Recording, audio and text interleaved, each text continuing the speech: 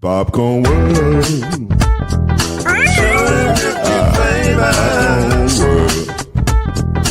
Popcorn World.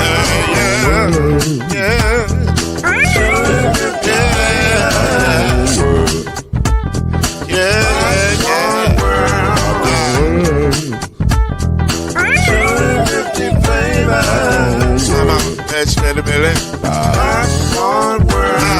Can I make you groove now? Yes, I can. So you can get this groove in the back of a can. You can make it round the world and the holes in your hand. Popcorn World. 250 flavors gonna make you smile. 250 flavors gonna make you smile. 250 flavors gonna make you smile. I said popcorn make you smile. Ah. Popcorn World. Popcorn World. Popcorn World. It's a popcorn world. It's a popcorn world.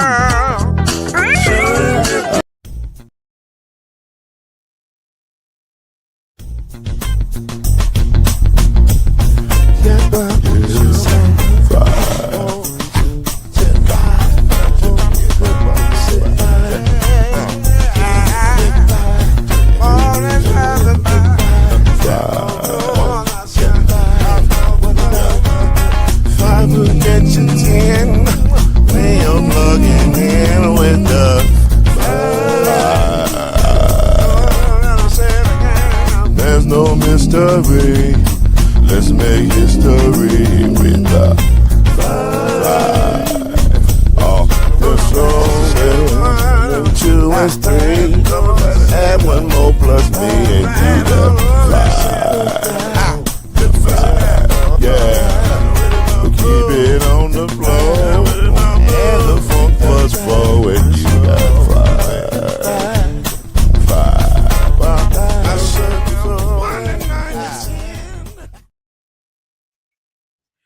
It is good to be in the land of the people who are trading and doing all kinds of wonderful things. And we are glad to be here with you tonight as the second round of the NBA draft is going down, as Trayvon Brazile is going to the Spurs, I guess.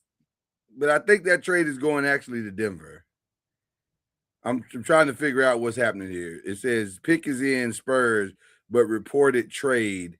So I think Trayvon Brazile got picked by the Spurs, but I think he's going to Denver. But anyway, nevertheless, we'll be here through some of the second round. We may not stay for all of the second round, but we're going to do our part of what we do and talk about stuff. And then also there are some rumored potential blockbuster trades that could go down as we are on the air tonight.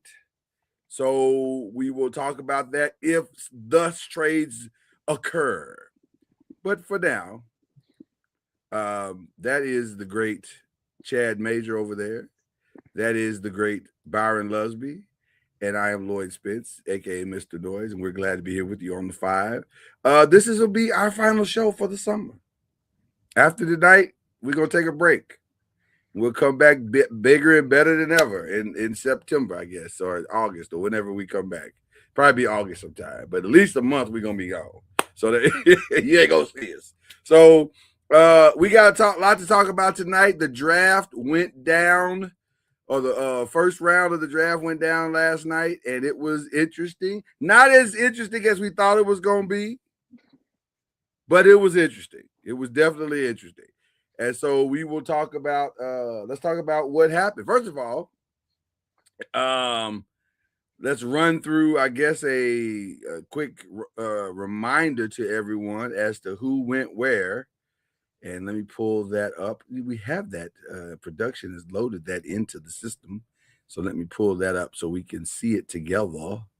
Okay, here we go. So this is the first day results. To the surprise of no one, AJ. I had it before the show. Anise, I got it. Anise Debansa. I was like, Anise, who was that? Did they draft somebody different? And then I realized it was AJ. Okay. So it's Anise Debansa went number 1 to the Wizards, followed by, also to the surprise of no one, Darren Peterson going number 2, Cam Boozer going number 3 to the Grizzlies, Caleb Wilson to the Bulls. So the top 4 were basically what you thought they were going to be. Keelan Wagler, not a huge surprise, but a surprise. It was kind of, oh, okay, that's interesting, which made, I guess it was a little bit of a surprise because I had not seen that Michael Brown was going to go as high as 6 to the Nets. So the fact that he went to the Nets was a little bit of a shocker. So he went 6. Darius Acuff went 7 to Sacramento Kings. May he be in peace with himself until his trade comes. What? Kingston Fleming with number 8. Now, this to me was the first moment. Because we know that the Dallas Mavericks got a new coach in Dusty May. He left Michigan yesterday, as a matter of fact, to be the coach of the Dallas Mavericks. And his first official act, as to the surprise of no one, was to draft one of his own. So we were like all thinking, okay, he'll draft one of his own. Gotta be Yaxel. No, he went with Morez Johnson, which we will talk about in just a minute, because that was a shocker to me. Brandon Burries picked, the Bucks picked Brandon Burries at number 10, and said Yaxel went to number 11. Now, this was also controversial because apparently Joe Lacob wanted someone else. So we'll get into that here in just a minute. Ade Mara went number 12. So Michigan had a nice little run there from 9 to 12. Nate Ament from Tennessee went to the Bucks, but that's really going to the Miami Heat. No, I'm sorry. The Miami Heat picked him, and that's going to the Bucks. That's what I meant to say. Okay, there we go. Then Heinz Steinbeck from Washington went to Charlotte. Dalen Swain, that was another little bit of a kind of a like, oh, no one had that on their draft board, but he went to the Chicago Bulls. Bennett Sturts went to Oklahoma. Why is that significant? We'll talk about that in a second. It's probably very significant because they've taken 2 guys that are sizable. Ade May is 7'3", if I'm not mistaken. Is that correct? And I think Bennett is a big guard. So why would they do that? We'll talk about that here in just a second. Ibuka Okori went to Detroit. Christian Anderson to the Hornets. Hornets, we'll talk about, I thought did very well.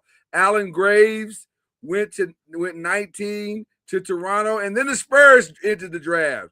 And the Spurs had a very Spurs-like pick. Determined and Spurs-like pick. And also they knew exactly what they wanted to do in this draft. They started with Jaden Quinitz at number 20 and then went to Terrence Reed at number 26. And I don't think they're done. I think they have a theme that they've developed for this draft.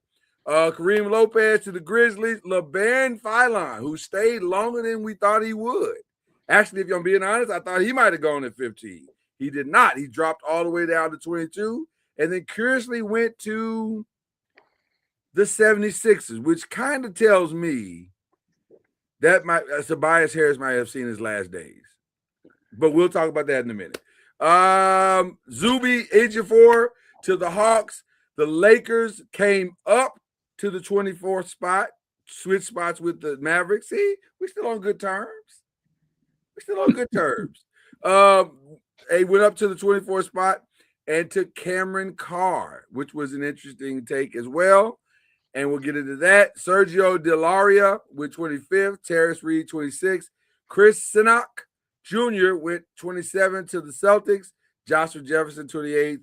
And then there was a weird set of trades that went down. And by the time it was all over, Alex Caravan went to 29 to the Sacramento Kings. And finally, Coy Pete went to the Phoenix Suns by way of the New York Knicks. So there it is. Those are your first round players and where they ended up. Thoughts, gentlemen, to some of the things. Who did you like? What did you like about these picks? Is there anything you didn't like? Talk to me, man. What how did that first round go for you? It was pretty much like you said, other than Phylon falling, it was pretty, pretty much what you thought. Teams in the West were going to try to get bigger, Yes. and they're going to try to get a little bit more. Everybody in the East going to try to get a little more athletic and some shooting. So it was pretty much chalk. Basically, you kind of knew what people were going to do. Right. There wasn't a lot of Wasn't yeah. surprises. Wasn't a lot of surprises. The only Mhm. ones that were surprising to me was, again, I didn't understand, and I'm start with our resident kind of Warriors fan, which is what which will make him now going forward. He's kind of a Warriors fan. Just definitely, Yeah. Now I can't hear him. Can you hear him, Byron? he wasn't talking. That was me. Oh, I thought he was talking. I didn't hear anything he said, but okay. All right. No, I can't hear him now. Yeah, that's what I'm saying. Something's going on with his sound. And ironically, it's going on with his sound now because we're talking about his Warriors and the curious nature of his team.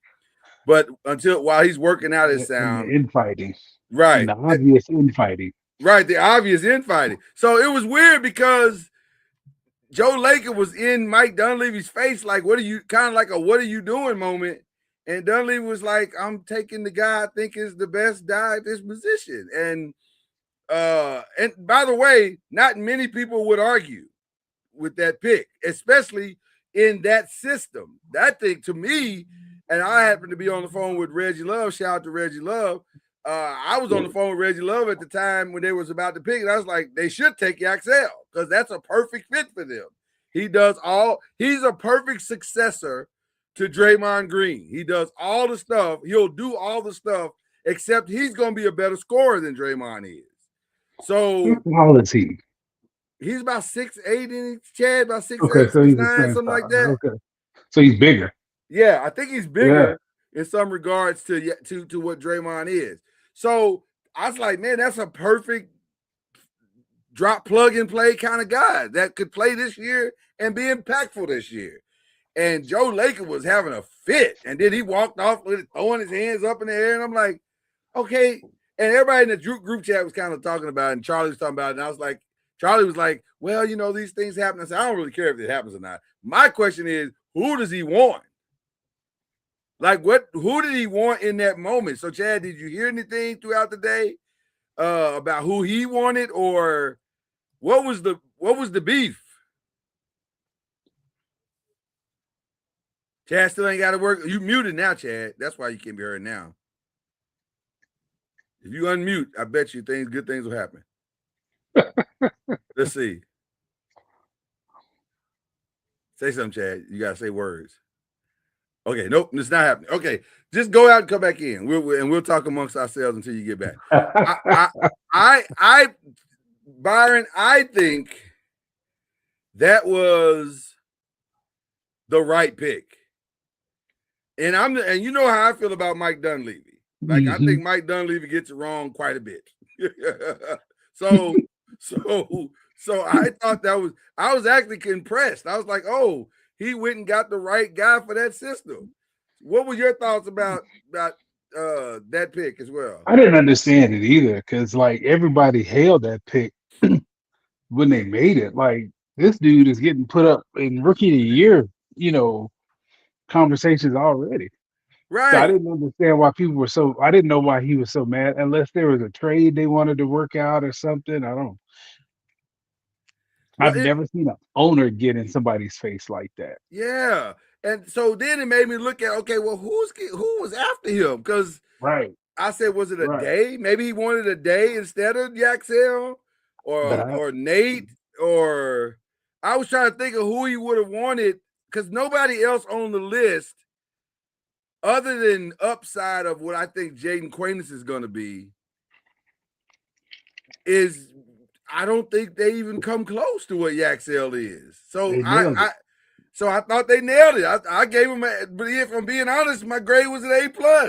I was like, oh, finally Mike Dunleavy did something worth the quarter. So I was impressed.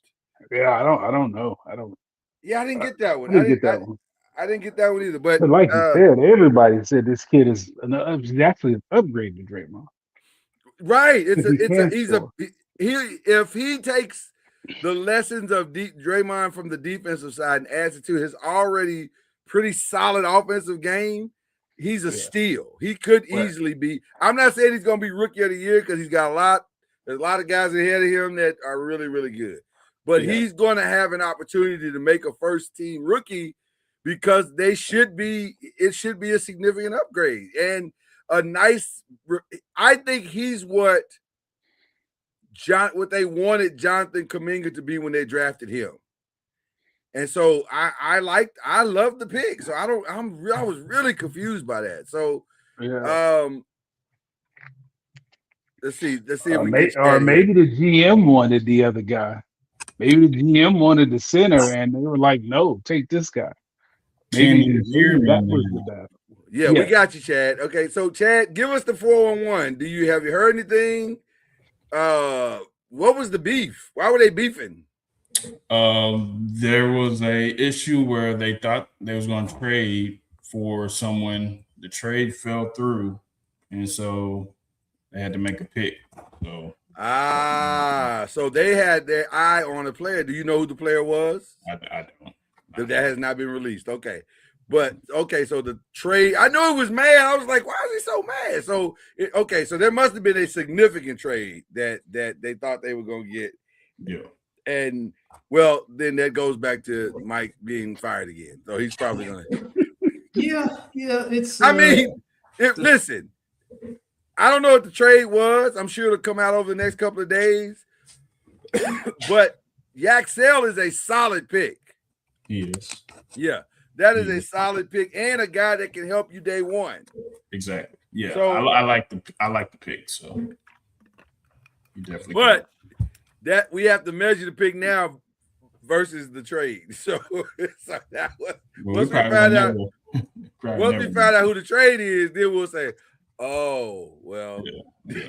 I mean, for what it is, I like the pick, and I think I mean, he works for what their system is. So he's perfect. He's absolutely perfect. So now it'll be interesting to see. I'm very curious to see what the trade was because the way he reacted as though the trade was done, and Mike mucked it up. Mm-hmm. So now I'm really curious, Byron. I'm gonna have to do some research my own self and say how bad is this muck up? Because clearly Joe Laker was hot. He was fish grease hot. Or he wanted the big guy. Or one of them. It could be a thing where he wanted the center, and then Dunleavy wanted the center, and the GM and the owner's like, no, we're not doing that. It's one of those two. Yeah, it's either something like either way, it's not good. It's not good at all. But man, that was bad. Well, Mike is one step closer to being fired today. That's what we're really figuring out. And either one of those picks would have been good. A day would have been good, or Yax would have been. I don't love a day. I don't know about the big guy. The way they play, he's gonna have to play on the floor. I like Yaxel much. I mean, a day can pass. He can pass, and but he's slow. He's god awful slow. And I didn't. I'm gonna be honest with you. I didn't love the pick for Oklahoma City because I was like, why do you? That's your Chet Holmgren replacement, unless you're gonna merge the two guys together. That's six more fouls, and they saw that leaning on Wemby tired him out. So they figured a free Chet and have him just lean on him. Yeah, that the Oklahoma and the San Antonio picks were to counteract each other. I think so. Yeah, so I didn't get that one.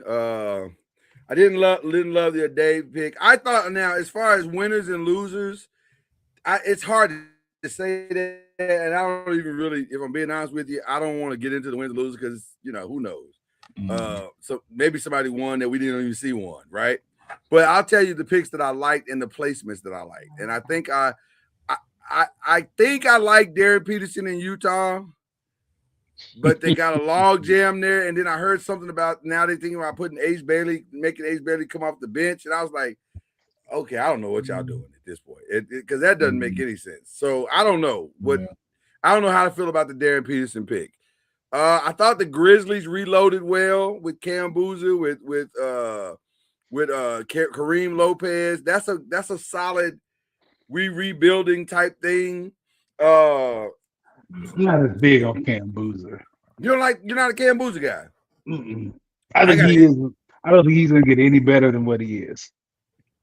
I think his floor is. We don't have a low floor, but he don't have a high ceiling either. Maybe it depends on who his point guard is going to be. Maybe that point guard that they have.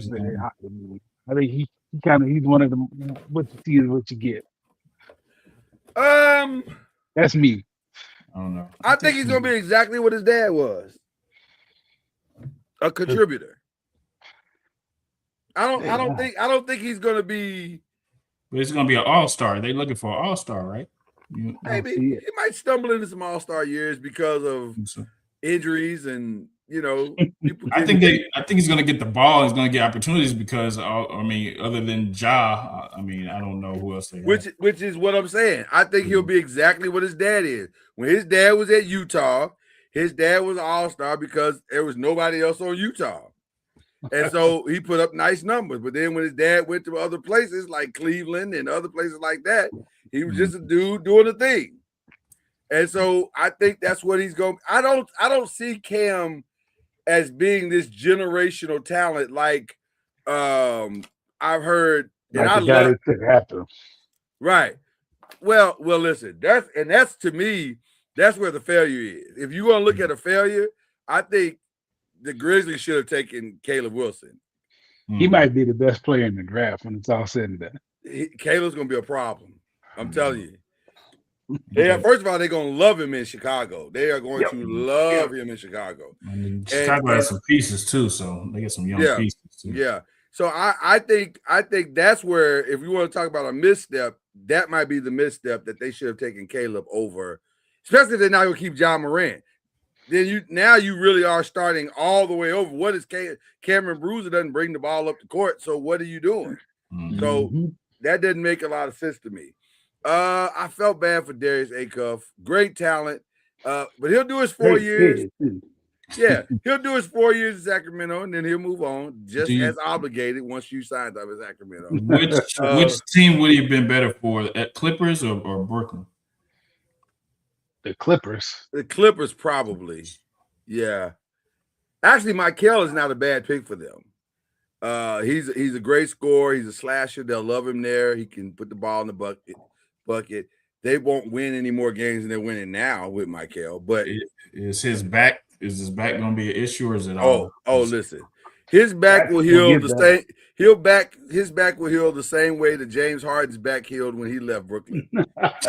Really, you know that miraculous healing that James had. That's Michael's back. Like, oh my God, my back is amazing right now. So it'll be about the same. So, but he'll play well there. He'll put up nice numbers.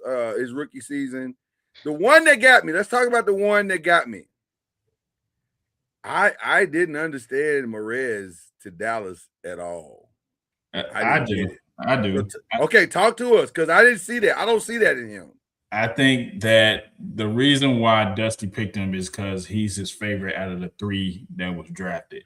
Oh, so Dusty's going to get fired early then. I don't necessarily think he's going to be fired early. I think 100%. He's a high motor kid. He plays defense, which they definitely want to have a defensive anchor. One question and one question only, Chad. Okay. Is he better than Yaxel? Is he better? No, he's not better than Yaxel. But it depends on what they want him to do. It depends on what they want him to do. Nope. He's not better. No, he's not better than Yaxel, but he may be the favorite of those three. Like I was saying. I'm going to tell you where the trajectory is for that return. He's going to get reamed in year one. I think you're right that he picked with his heart and not his head. I do agree with that. Yeah. Therein lies also the problem, because there's no way you can, if you watch Michigan play, and I did watch them play through the entire tournament, especially in the championship game. I don't even remember Morez's name being called. I remember a day doing his thing. I remember Yaxel doing his thing. I don't remember Morez's name being called. He did his thing too. He did. Did he? Don't make me pull up. Don't make me pull up the box score. He did his thing defensively. Don't make me pull. That's what I'm saying. Yeah, but that's not the problem that the Dallas Mavericks are having. They don't have a defensive problem. Because they still got Likely, they still got Gafford, they still got DJ. Maybe not. Maybe some guys right. not be there. Okay, but then that also brings me back to what I'm saying. You can still get the defense and the offense. Yaxel is a two-way player. Why would you not take the two-way player that can put the ball in the hole for sure, as opposed to the upside maybe guy that is a little bit slower on offense and defense? That doesn't. So I think you're right. He probably picked with his head, and that's probably going to cost him. Like that'll be his first misstep for sure. I would not have. There's no way I'd have let Yax. And I got the inside track. I've already coached Yaxel. No way I would have put them two dudes together. That's a no-brainer. And I bet you all of the grades that come in on that pick are going to be B minus or less. They may end up as a C, because I just don't think that's a good pick. But you love. Are you a Morez guy? I mean, I like him not at that spot, but I think they were mocking him between 11 and 13. Though, if not Dallas, it was going to be Oklahoma City. That's what I was looking at the mocks. To be honest with you, Oklahoma City makes more sense. Yeah. That actually makes more sense. So I think they missed on that one, but time will tell. Time will tell. Quite possibly the steal of the draft is Jaden Quainance, but the problem is I'm not sure he's going to play this year. Mm-hmm. I was listening to some stuff today, and I think he's still got some knee issues, and he's going to have another surgery, and they're going to probably have to just let him sit and marinate.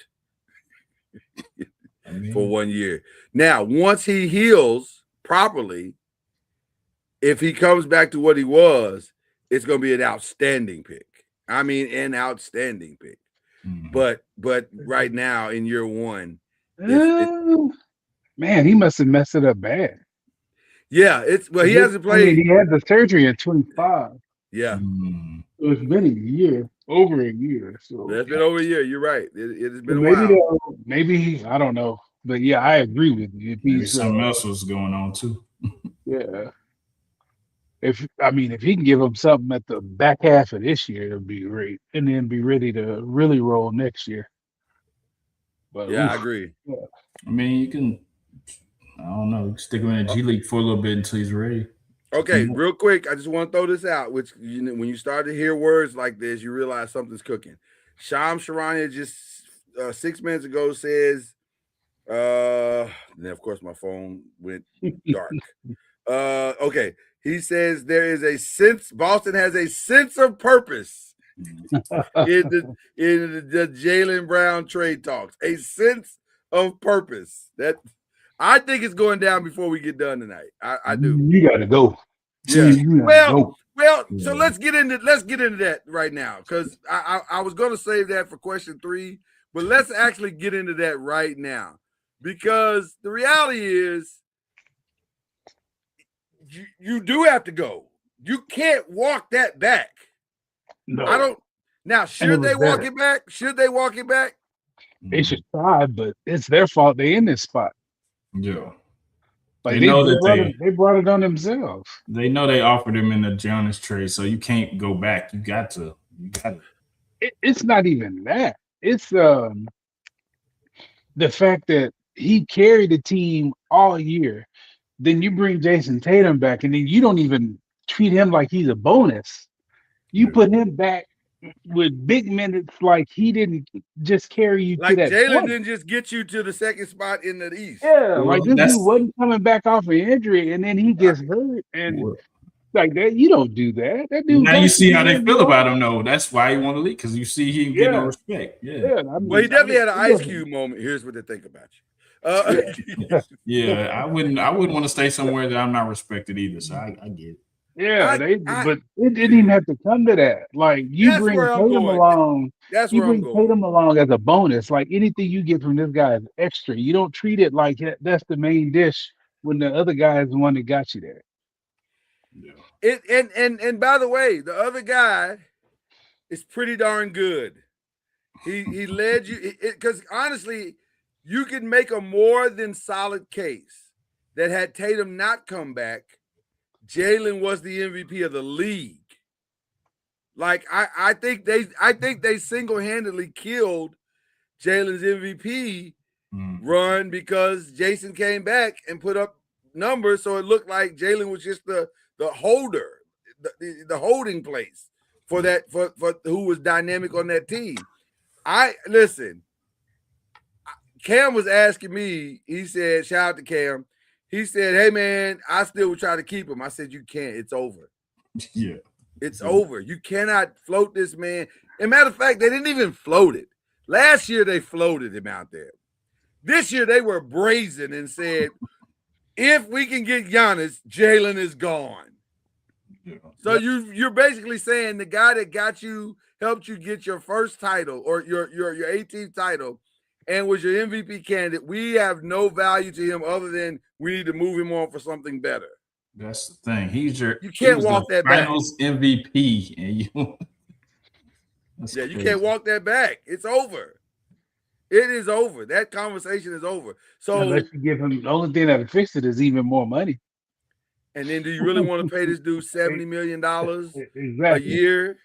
Yeah. Exactly. You still got to pay. You already complained about being far over the second apron, and you're going about to go even further. So I think it's a done deal. I would not be surprised if before this draft is over, that situation is over, and we just move on. Like it's crazy to think that, and it's crazy how time.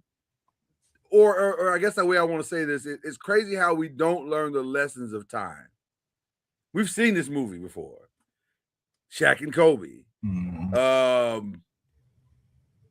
I mean, it's probably many more than I'm thinking. Oh, James, Russell, and KD. Like we've seen this "we can't get along" movie before, and I don't understand how we get here. Because it shouldn't be that hard to love two people equally. Like I love both my kids. Byron, I know you love both your kids. Most fathers and mothers love both their kids. They don't love one over the other. They love them both equally. They love them for different reasons probably, but they don't love one more than they love the other. We love them. That's just how parents, that's how it works. So I don't understand why it was this hard to make Jalen feel appreciated and loved. Now, some would say, well, they gave him $300 million. He should feel appreciated. That's not how it works. He earned that. Right. Right. In his mind, no, you didn't give me $300 million. I earned $300 million. Yeah. So the respect is what I'm looking for. And to not give him that respect to me is crazy. So we will digress on that part. I don't know what they're going to do. Well, let's talk about what they're going to do. Where's the trade at? Because if it ain't with Giannis, where's the trade? No idea. No idea. I don't either. I don't either. Can I offer one up? As crazy as this is gonna sound, as crazy as this is gonna sound. I think I know where you're going, but go ahead. Because I was very curious today that my Lakers settled so fast on Austin Reeves. I was like, wow, 4 for 185? He left money on the table? Now, there's only two reasons to leave money on the table. That money helps you sign other people, even though that's hard cap, so it's not that big of a deal. But still, extra money is extra money. Or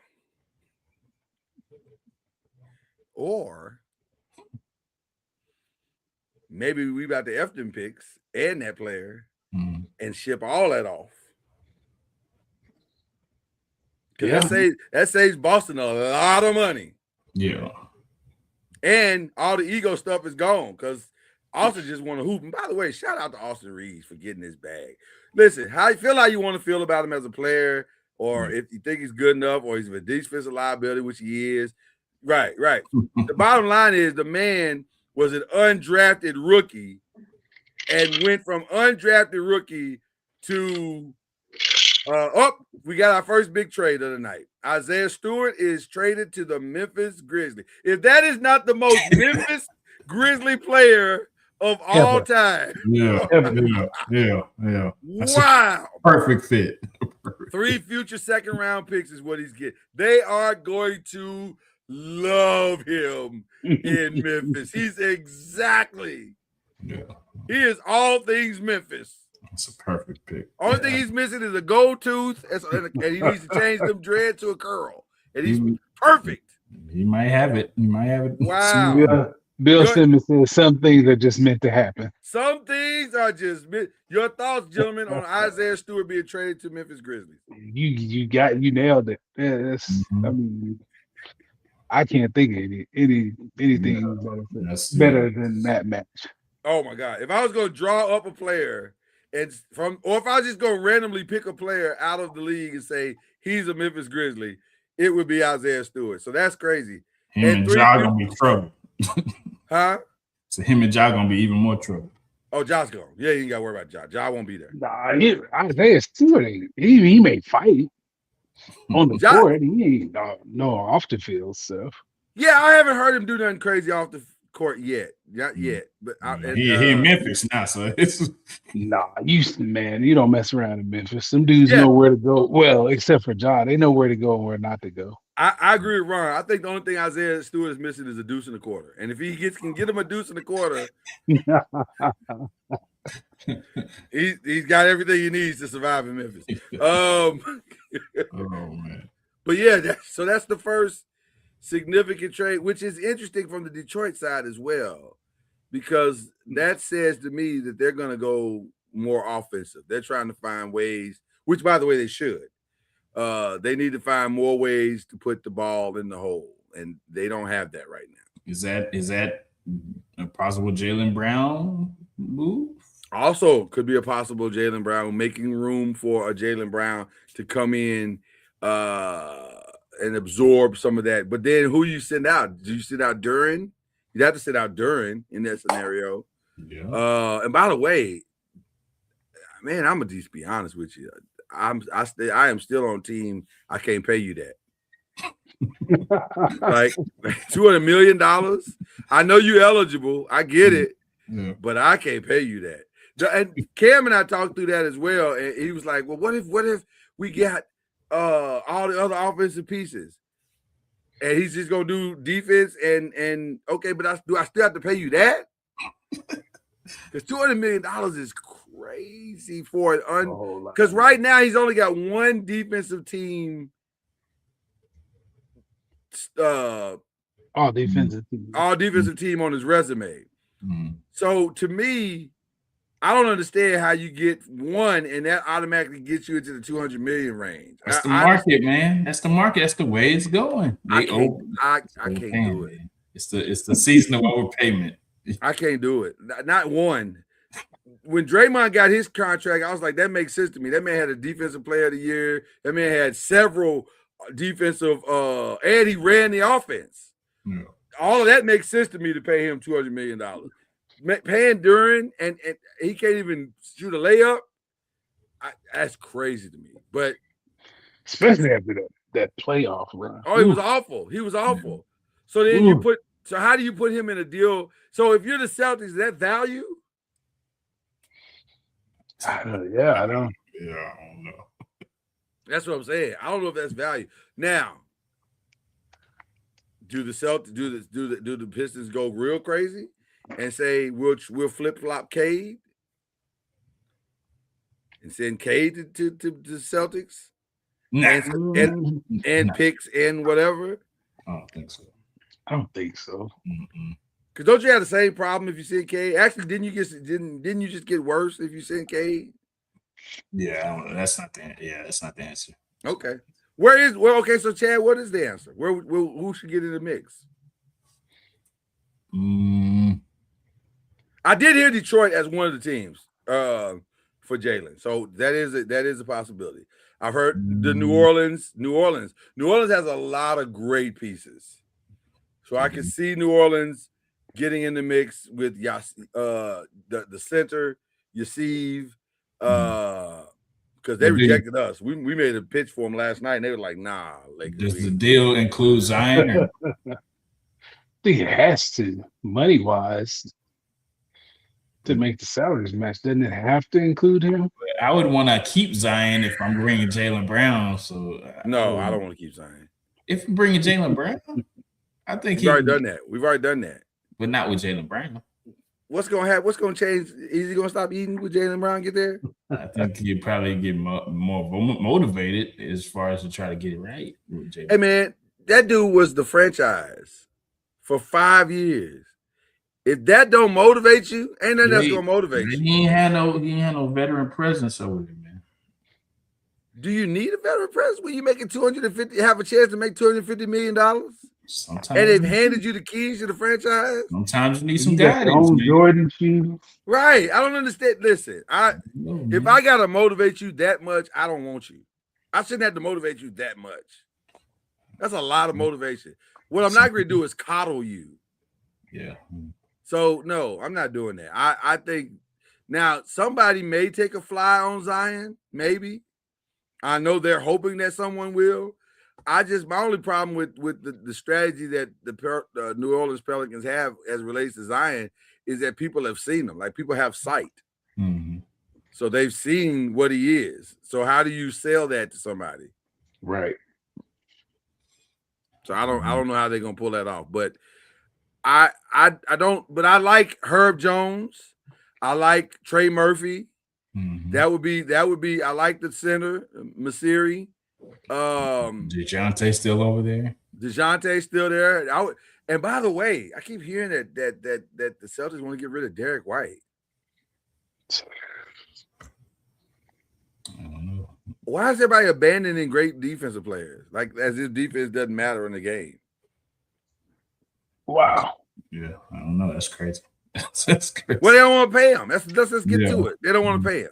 Yeah. So the Celtics realize that these guys are living off their championship pedigree, and they don't want to pay these guys. So, but getting rid of Jaylen Brown, you're going to have money to pay him. Well, it depends on who they get back. Yeah, depends on who they get back. Depends on where he goes. Where would you like to see him go, Byron? I don't know. I have no idea. That's what I'm trying to think. Yeah, that's what I'm trying to do too. Yeah. And I'm trying to figure the hardest part is like he'll fit anywhere. So Brooklyn? What can you get back? Somebody has to have something to give back. You're not gonna let him go for nothing. They can't let him go for nothing. Yeah. So it's gonna have to be picks or players involved. So yeah, you can't let him go for nothing. You gotta get something. But I'm with you. I don't know what makes the most sense. Yeah.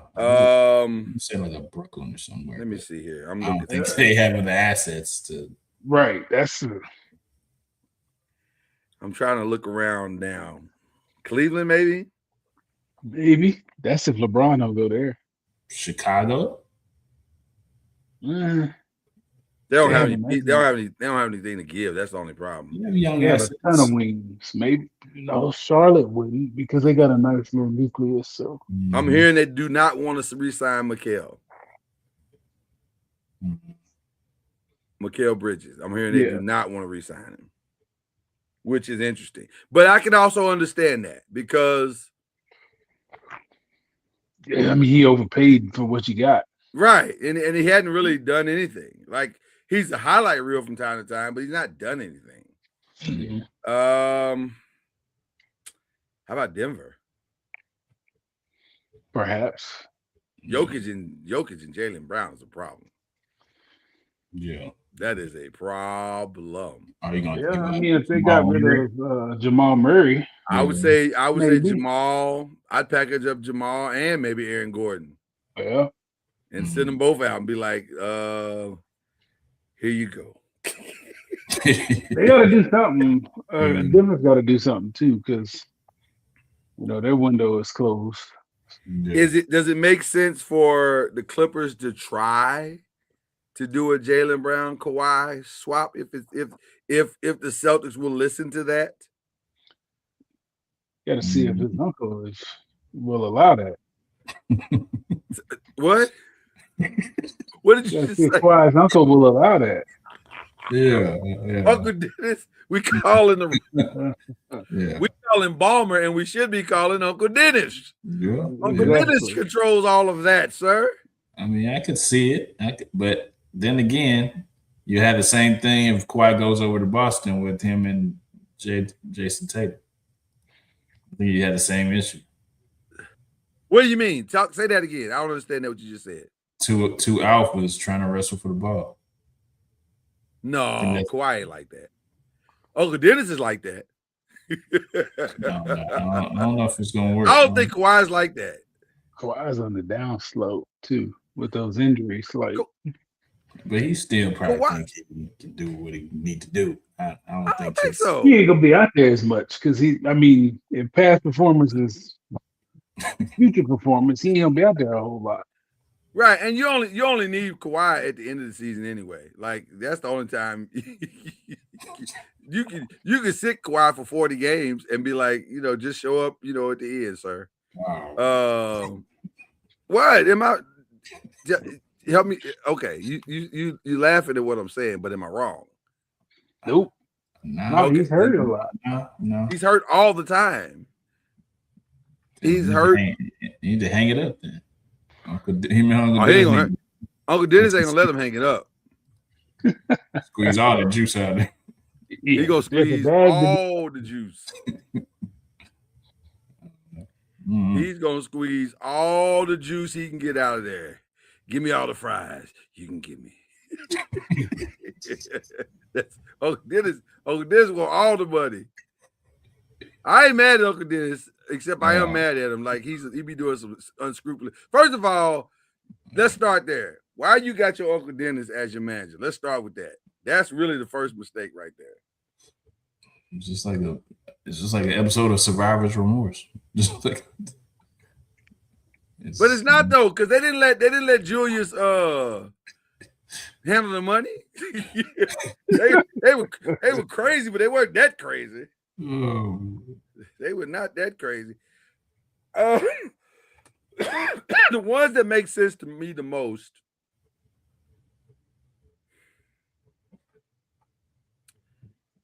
are the teams that need to shoot the moon. That's the Lakers. That's the Golden State Warriors. That's the Clippers.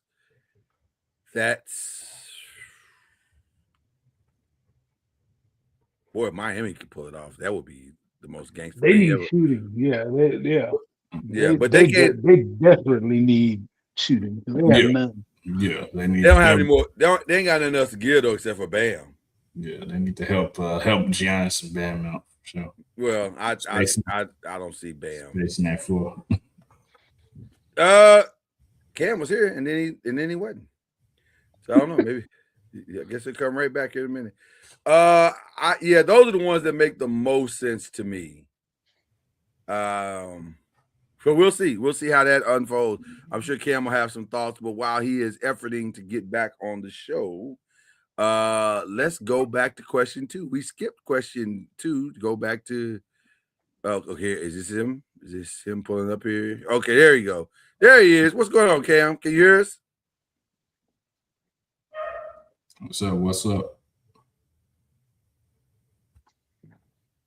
He can't hear us. Like he's getting it together. Yeah.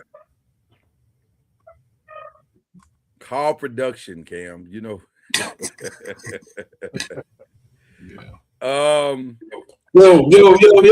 There he is. Can y'all hear me? Yeah. Yes, sir. Yes, sir. Yeah. Byron is showing Boomer Sooner. He's showing your boy some love tonight. Boomer Sooner. That's right. You gotta listen. Hate him or love him. Hate him or love him. The boy did it. The boy got his own money. Welcome to the championship competition. Yeah. Listen, I'm in Arkansas right now. That's impressive what he did. He came out of this state. That is impressive. That is impressive. Undrafted rookie. So it's a good contract too for both parties. it is a very good contract. It's also a tradable contract. Yes. Which is where we were talking about before you came on. Because there's movement.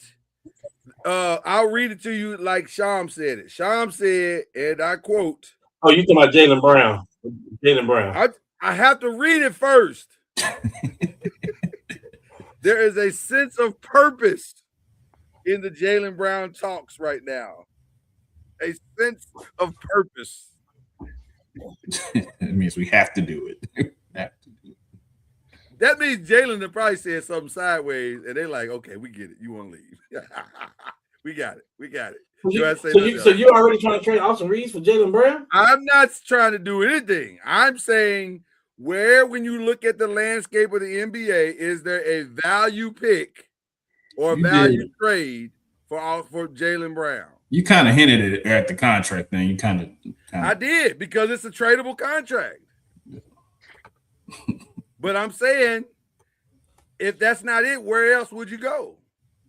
You already know. We've talked about this last year. I told you. Oh, that's right. You brought up another team. You're right. And it makes sense. It does make sense. Tell the people what you're talking about.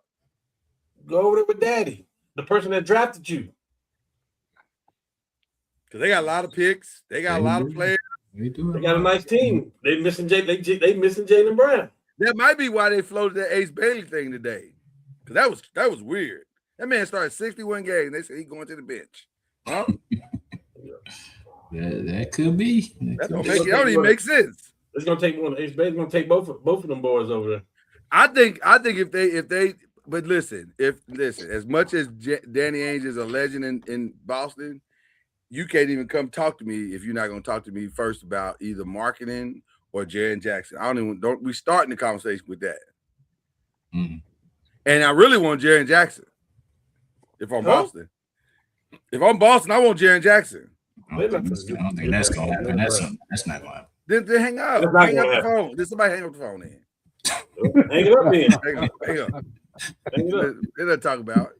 Y'all ain't gonna give me y'all leftovers. I want what you want. You want leftovers. They're giving him the future. In Ace Bailey, they're giving him the future. Ace Bailey's not a leftover. Matter of fact, excuse me, who was your favorite person to get drafted last year? Oh, it's Ace Bailey. Okay, stop talking like that, man. Stop talking crazy. It was Ace Bailey. But y'all getting Jaylen Brown. Y'all get to win right now. I got to win 3 years from now. They get Jaylen Brown and they get the youngster from Louisville. The score, the one that averaged about. No, Keontae George, no. And give me some of the picks, Danny. Yes, Keontae George. Ace How many picks? How many picks is it? How many picks is it?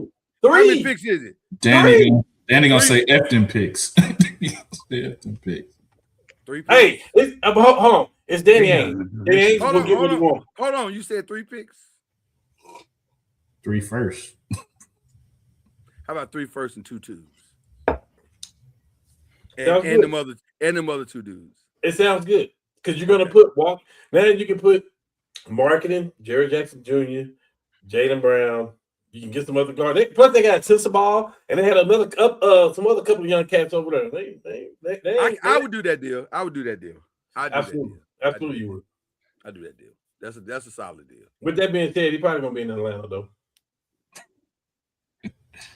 I ain't ready to give up on Zakar already. He just got there. I think so. He ain't been there 10 minutes.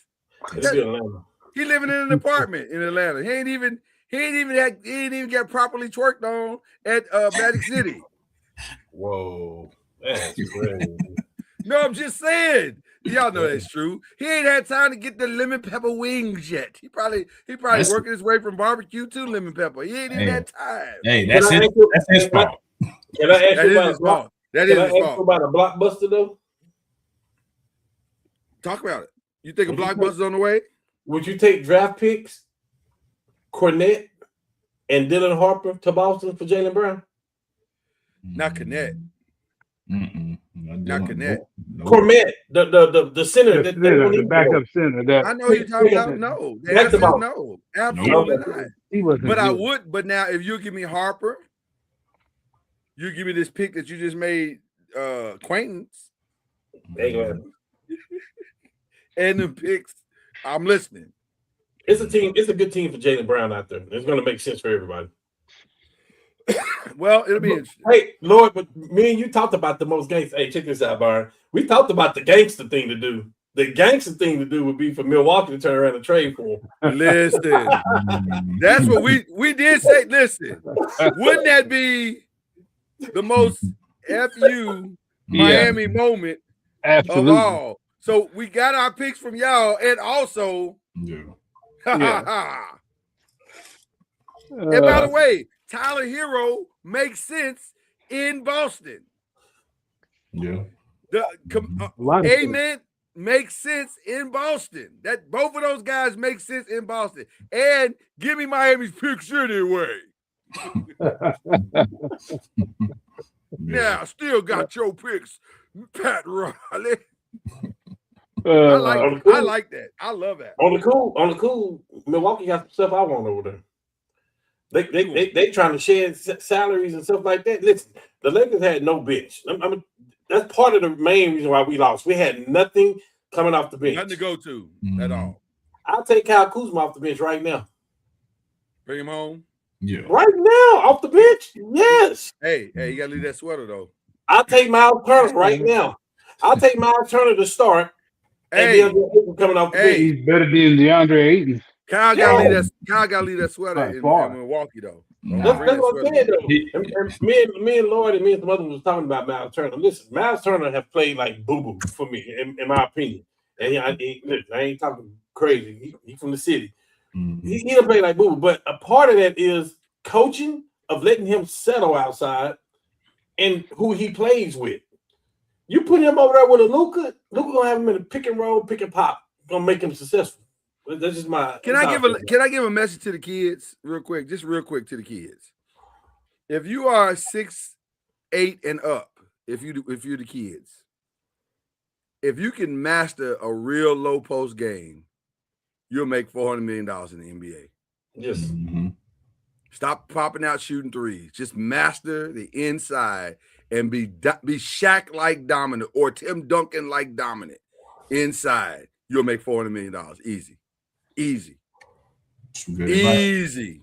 work.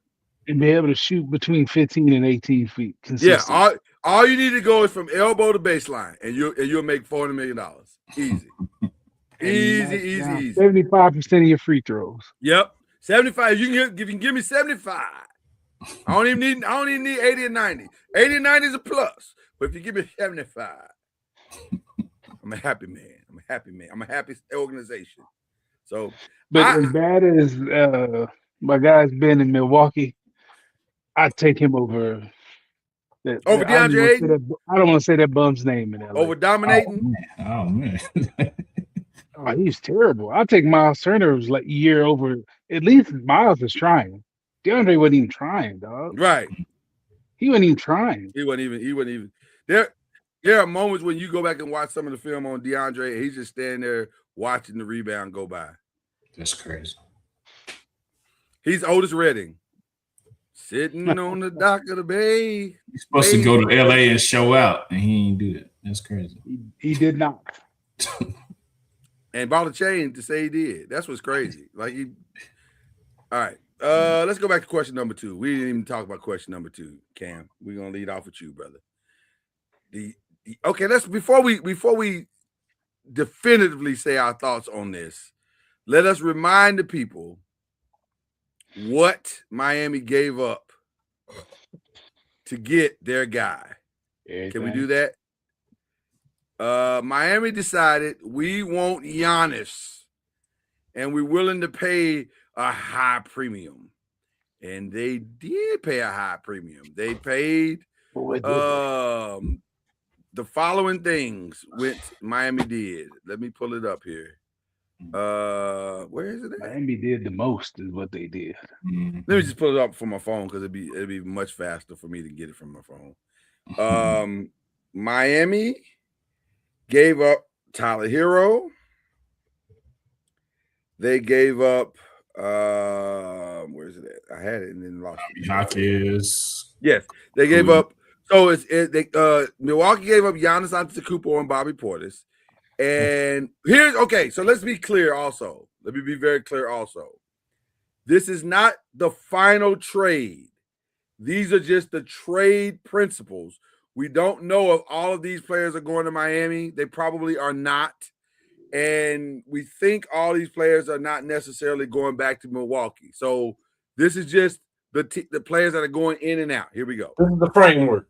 The framework. Giannis Antetokounmpo, Bobby Portis from Milwaukee. From Miami, Tyler Hero, Khalil Ware, Yami Yaquez, Kasparas Yakazonis. 3 first-round picks, including this year's 13, 1 pick swap, and 1 second round. So essentially 4 first rounds and 1 second round. Your thoughts, gentlemen? Did Miami give up way too much to get a superstar? I mean, if they win one championship, they win the trade. If they don't, then it's all for nothing. Only one? Yeah. Because they gave up less to get Jimmy Butler and got to 2 finals. Yeah. I think he has to win a championship there, or it's all for nothing. Just one? Yeah. Okay. All right. Byron Lusby. That's a lot. That's a lot.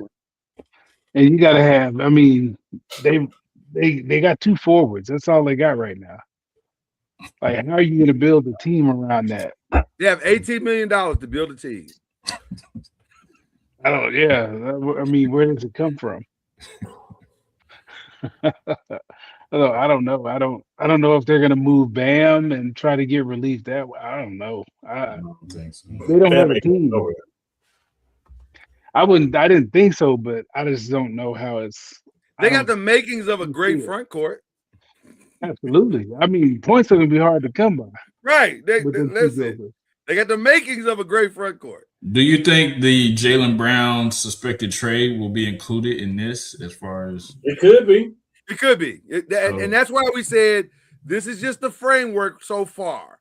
I think by the time we get to July 6th, it's going to look in complete, just like the Kevin Durant thing, it's going to look completely different. Mm-hmm. It's going to look completely different. So it could be a whole bunch of teams in this. It could be a whole I think this is very well be a 4 to 5 team trade when it's all said and done. But who the teams and who gets what? That's the X factor. Yeah. But Cam, tell them what I already know about your thoughts. This was an excellent trade. This trade was good for both parties involved. Here we go. Miami. Lloyd told me the same thing. Yeah, but they got 2. They went to the finals twice with Jimmy Butler and the team that they assembled. Here's the thing. Pat Riley is that guy. He's going to get his superstar. Jimmy Butler's not a superstar. And when you go get a superstar, I'm talking about he went and got Shaq. He went and got Bron. He had D Wade.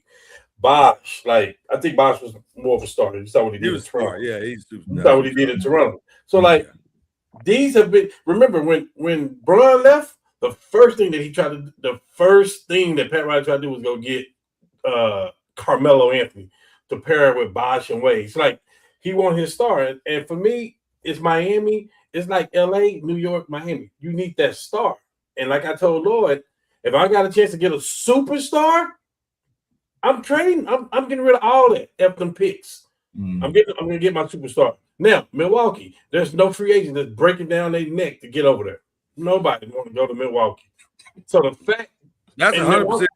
And by the way, there never will be. Yeah. Right. And I feel like Milwaukee played their cards right by dangling Giannis in there last in right before the trade deadline.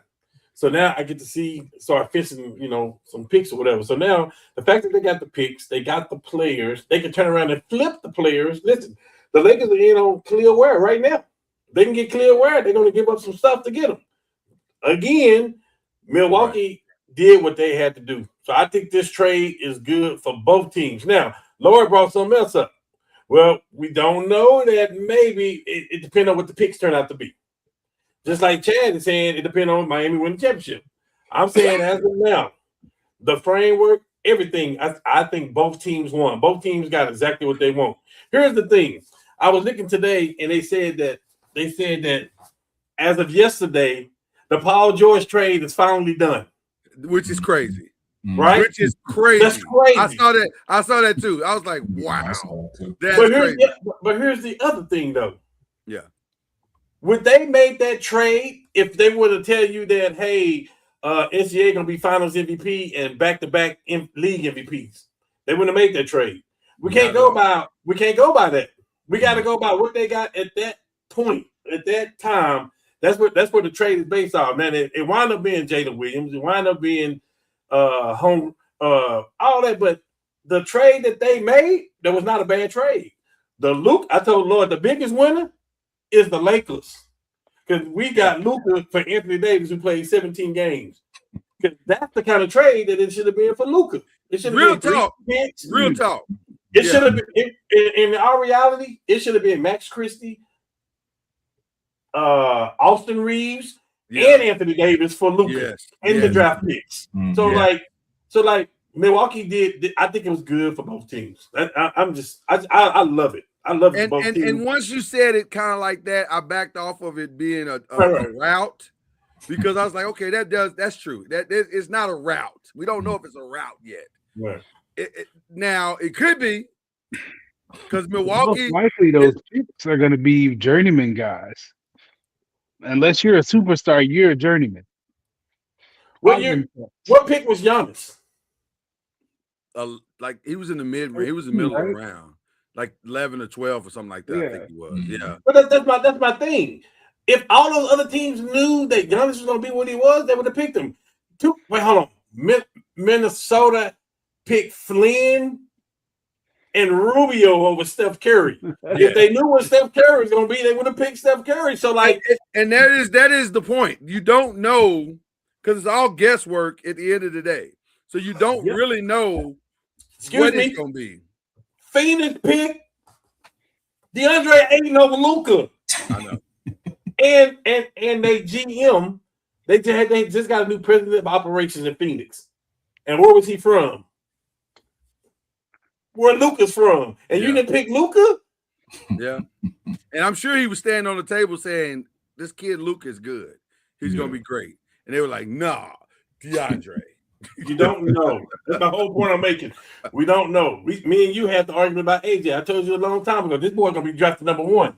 Everybody that was in the thing saying, listen, this A-Cuff and this Peterson guy right here. See, everybody saying that. And then somebody saying, Boozer saying, y'all may look back around and say, man, that guy should have been picked number 1.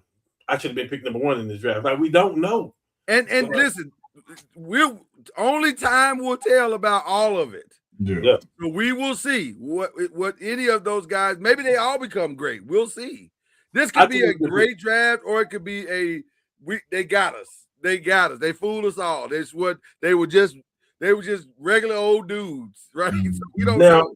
Now the NBA analysts are saying this may be one of the best drafts ever. That's what they are saying that as well. So we will see. Time will tell. What do you think?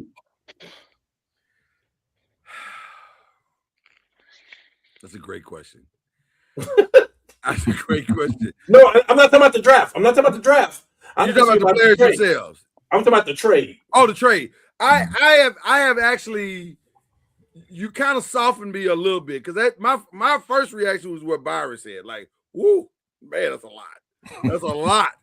But then again, is it right? Like, we don't know if it is, because if Giannis rattles off 2 more, that wasn't a lot. Well worth it. Yeah. Right. It wasn't a lot. Well worth it. Yeah. And by the way, in the East, he could rattle off 2 more. Yes. Because if the Celtics do what we think they're about to do, then the next 10 years of the East is up for grabs. Right? You know, Boston is no longer the favorite anymore. No, but it'd be about those same 3 teams. The Knicks for sure. Well, that's what I'm saying. It's going to be one of these 4 or 5 teams. So that's the thing that we're talking about. Like, if it could work out really, really well for Miami, if they can somehow fill the roster with some people that are complimentary. Now, I'll say this: I don't think they're going to fill that up in year 1. I think they're gonna struggle with that in year one because they just don't have the money.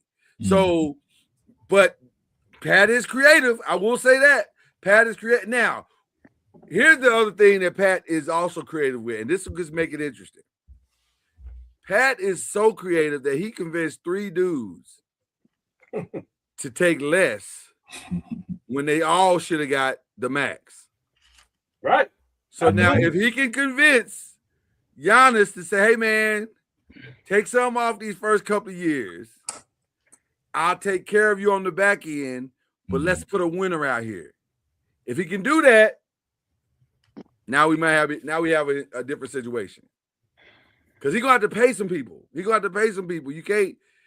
And Norman Powell seems like they're already ready for him to walk out the door. And Andrew Wiggins can't resign because they ain't got the money to pay him. So they're gonna lose 2 right off the rip. So the only way to get anybody is Giannis is gonna have to take less money. Will he do that? That's the X question. So I have a big question mark on the entire trade. Now, with Milwaukee's side of it, I mean, if you don't want a plug-and-play replacement in Jaylen Brown, then you did about as well as you can do under the circumstances. That's what it all comes down to. Jaylen is a plug-and-play, and we keep the train moving. But also, Jaylen is probably just good enough to keep you in the 5th, 6th, or 7th spot, which is not where you want to be. Right? Yeah. You want to kind of suck a little bit if you're Milwaukee because you're not going to get a lot of people to come to Milwaukee. So you want to be getting the best draft picks, and which I don't know how that's going to work with the new trade. That's the other thing that we haven't talked about. With the new way the draft works, sucking don't help you. Yeah, they're saying it's not going to even matter at this point. Yeah. Right. Sucking don't help you at all. So I don't know. I would say it's a strong incomplete. It's a strong incomplete. You know, I'm looking at this right now. Yeah. And I heard this before. We don't know. You don't know what's going to happen. And going back, I ask myself right now, let's see, do I want the championship? Yes, I always want the championship. Right. No question. Or right now on my team, do I want Josh Hart? Do I want Lonzo Ball? Do I want Brandon Ingram? Do I want the draft picks back? The draft picks that Pelicans got, they got DeAndre Hunter and Dyson Daniels. Like, do I want all of that? Or do I want AD in the championship? So you don't know what the player is going to pan out to be. Like, and the Lakers was in a 10-year drought at that point. I'm taking the championship. Yeah. I mean, it's hard to say a team lost the trade when they did get the championship. They get the championship, then they won, or at least they're definitely far ahead of you because you didn't get it. Yeah. So,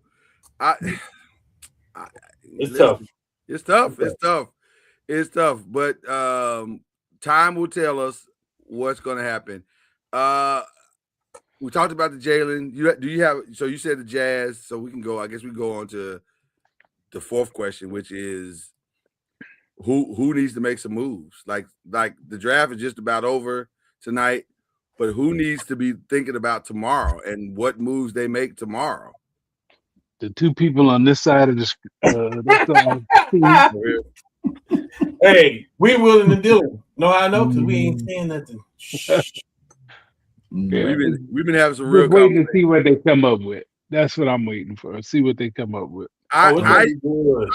Yeah, I think it's going to be. I think they've seen the blueprint in OKC, the Spurs, and even the Knicks, and they know there's only one path to even have a chance at getting to a final, and you got to have dogs behind your stars. That's it. So where are the dogs? And I think what you're about to see. And by the way, the Lakers have the most cap money to spend. So they about to go spend it. Let's go get these. Let's go get 4 or 5 dogs to put on this bench, and it's gonna motivate these young boys that we got, and let's go after this thing once and for all. And I think that's where they're headed. And I think they are gonna resign LeBron. I think LeBron stuff was much to do about nothing. That man's wife is not getting moved. She's not listening to him. Baby, what about? Hey, aren't you going on vacation? No, but I'm just saying. What about go? You're supposed to be going on vacation.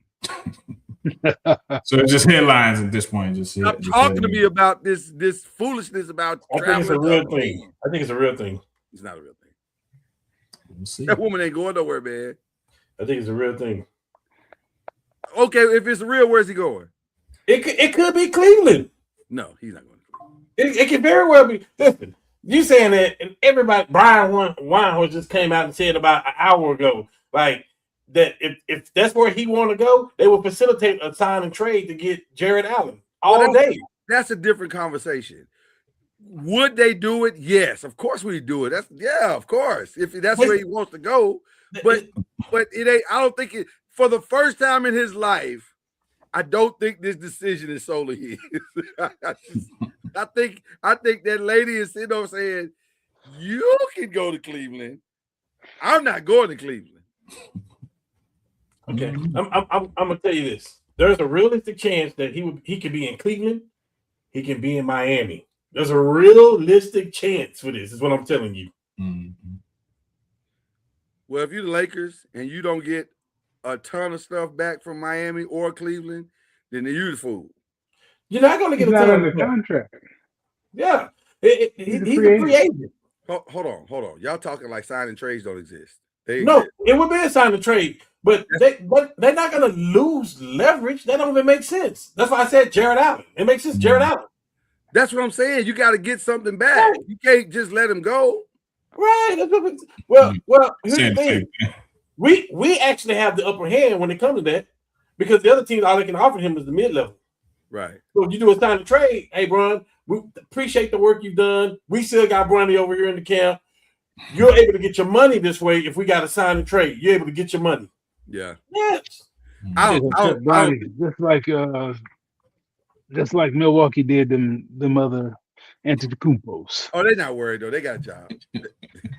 They'll be the last ones in the building, but they got a job.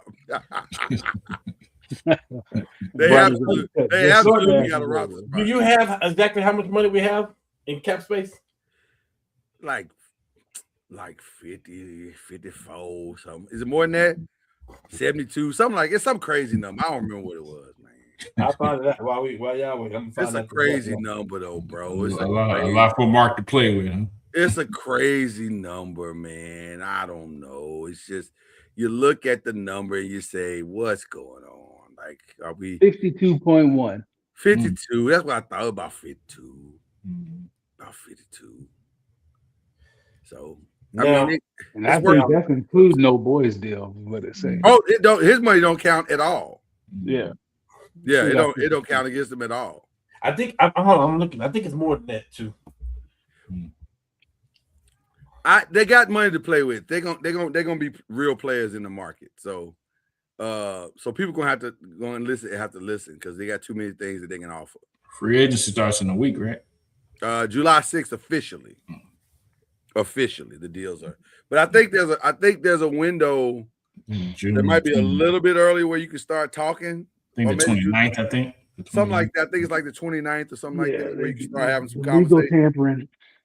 Yeah, they already talking. Don't get it twisted. Oh yeah, listen, no question. We all know how this works. So yeah, they already conversations are had. I think your squad got to do something too. I think so Cam, I don't know if you knew this, but shout out to Chad who broke the news here on the 5 that the rumor is that there was a trade that was supposed to happen in Golden State, and that's why Joe Lacob was upset that somehow Mike may have botched that trade, and that's why he was losing his ish because he did not look happy. So Mike Dunleavy is for sure, if he wasn't before fighting for his job, he's for sure fighting for his job now. Although, again, I will say, I love the Yaxel pick. I love it. But that ain't gonna save him. Pick. Ain't gonna save him. But I love it as much as who the trade was. Like, I really want to know who the trade. Yeah. I really want to know who they're trying to trade for. So it's gonna be interesting to see what they do. I think they're they're desperate. The Lakers are trying to figure it out. Matt Ishbia talks a lot of trash. Does he need to do something? Because at some point, because I'm hearing they're gonna resign. They've already re-signed the young boy, which, by the way, shout out to him because he deserved his money. He balled out in the second half of the season. He balled out, so he earned his every dollar he got. But I'm hearing they're gonna re-sign Dylan Brooks. Hey, you're gonna have a new Devin Booker, man. You got a new number. You're gonna have a new Devin Booker out there now. I don't get the Dylan Brooks re-sign. Yeah, like, what does he give you? Like, he's just a dude. Yeah, but the Devin Booker contract was like, thank you for staying here, for being. Yeah. I get that. I get the Devin Booker. You ain't got nothing else. Dylan Brooks, maybe I mean, that's just a. I don't know. He's just an irritant. He just get on your nerves. He just gets on your nerves. He's like, "Ooh, what you doing? Aren't you? You got somewhere to be? Like, where can you go? Go over there." That's what Dylan is. What he is. So I don't know. I'm curious to know the teams that contender wise. Let me throw out another name of somebody that needs to have a conversation because I forgot James Harden technically is a free agent. I think he's either a free agent or he has a player option. He has a player option, I think. Okay. So, which, by the way, if you're James Harden, back to Cleveland, right? Well, if you're James Harden, you opting in. Like, we're going to end this conversation quick. He hasn't made a official decision, but if I'm James Harden, I'm not leaving no money. I think it's like $49 million or something crazy like that. I gotta have that money before I don't give a flying flip what we do as a championship, but I'm taking this 49. 42.3. Yeah. What is 42.3. It's 42? Okay, I thought it was 49, but anything with a 4 in it, I'm taking. Same thing. We get to the 40s, like the same thing. Yeah, I gotta have all that. I want every dime of that. Give me my money. And if we win a championship, great, but I got my money though. Yeah. I got my money, my money. Yeah. So, what do they do? Who? Cleveland. Well, let me ask you this. If you're Cleveland, do you buy them out? No, it's fair. You got to see what happens first, though. That's the thing. Right now, they're trying to get Jaylen Brown for Mobley. That's what the framework is. Jaylen Brown for Mobley. So if you can do that, yeah, you get rid of James Harden and do whatever you got to do, or you say, hey, opt out and go get your money. Where I don't know, but like you got to see what the team, what direction they going in. You can't just make that decision and not know what you're doing. Yeah. If not, guess what? You got to run it back, Cleveland. Yeah, you have to get better. James Harden, keeping James Harden makes the team better. Then yeah, but if not, then you got to explore that. Just. Boy, that's interesting. That's an interesting situation that y'all discussing right now. I'm sorry. I'm going to stand on my principles when I say this. All right. I ain't basing it off James Harden. I'm basing it off Donovan Mitchell. You weren't supposed to be my leader. That's fair. Mm-hmm. That's true. That's completely true. Donovan Mitchell is Jimmy Butler. You ain't winning with the All-Star. You got to have a superstar these days.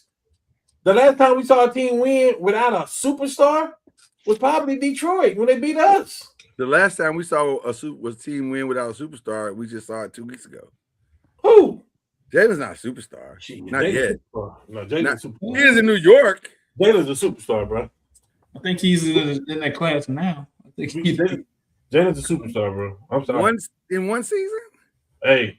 When you put when you put the team on your back and do what he did, for me, that's based on what you just said. Chauncey Billups is a superstar. We know that. No, he didn't do that. Chauncey didn't do it. What? How much points you think he averaged? How many assists? Chauncey was the MVP of that team. But MVP don't make you a superstar. Don't do that. That's the point I'm making.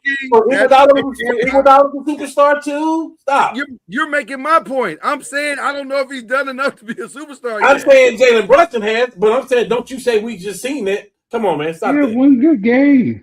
Oh my God! Yeah, one good game. If he hadn't had that 45 points, quarters. If he hadn't had that 45 other than that, he was a volume shooter who they were picking on him on defense. Even in game 5, they were picking on him. If he hadn't had that Dylan Harper 45 got points, whatever you So want. basically, what you're saying is y'all can name about 10 players better than him. I'm assuming. Yes. Huh? Yeah. I can't. I'm sorry. He's a little dude that can't play no defense. You sound like What are we talking about? Luka can't play no defense. Luka's not a little dude. But he can't play no defense. And he's scoring. He's better than Jalen Brunson. And if you look at everybody else that you want to compare him to, he moves the ball better than him too. Compare Jalen to anybody else you want to compare him to. Put the numbers there. Compare Jalen's numbers to anybody else. Okay, I mean, I'm not gonna. I can't do Luka. I can't do Luka because Luka damn near average a triple double. I'm not going to say they're totally different animals. That's what I'm saying. Like, but you mentioned he didn't play defense. That doesn't mean you have to ignore everything else just because you want a chip. I agree. That's but me. That's but, me. But to say he don't play defense, like a lot of people don't play defense, especially foreigners. They hunt him. They hunt him. Every team that played against him hunted him. That's fine. Every team. And he's made them pay. Every team he played against him, he made them pay. Not on defense, he did not. I'm not talking about defense. I'm talking about what he brings to the table. His best quality, offense. If Karl Anthony Towns doesn't play well in game 4. We don't went to if could should going back to Karl. I mean, you can say what you want. He was a volume shooter. If Jordan wanted to retire, he may have 8. You talking about if could have should have. Man, I can't go by him. I gotta go by what happened. Ignore everything that you've seen from the dude just because he played good in game 5 and they won a chip. That's all. Jalen has turned up ever since he went to New York. He left as the number 3 person in Dallas. He went to another team and had totally turned up. From they didn't win until they went through somebody else. Who else in the East was winning like that? No, the West. Karl Anthony Towns is why they started winning. They started going through Karl. It wasn't him. He's a good point. Hey, wasn't everybody ready to move Karl Anthony Towns? Because they say he played like a little girl and all this stuff. Shaq and everybody. This year he didn't. Then this playoffs, he played the best he's ever played in his life. I agree. No, that's true. That's very true. This is not the best. Yeah, but in this playoffs, this ain't the best that Jalen has played. Since he went to New York, he has turned totally up. But they don't win. It doesn't. I don't care about that. They don't win unless they go through Karl. Even last year, well, yes, but also no, because the reality is they were about to lose to Atlanta. Let's just call it what it is. Atlanta had them on the ropes, and Mike Brown said, "We got to switch the whole offense up, and let's run this through Karl." And the moment they did that, they became the team that they, So good coaching switch. Great job, coach. Absolutely. It happens. We've all said that Mike Brown is underrated as a coach. 100%. Yeah. So I give. Listen, nobody's taking anything away from Jalen's talent. Jalen is an offensive talent. The Mavs will forever be the team that fumbled that situation. So let's keep that at the forefront of this. But the reality is, it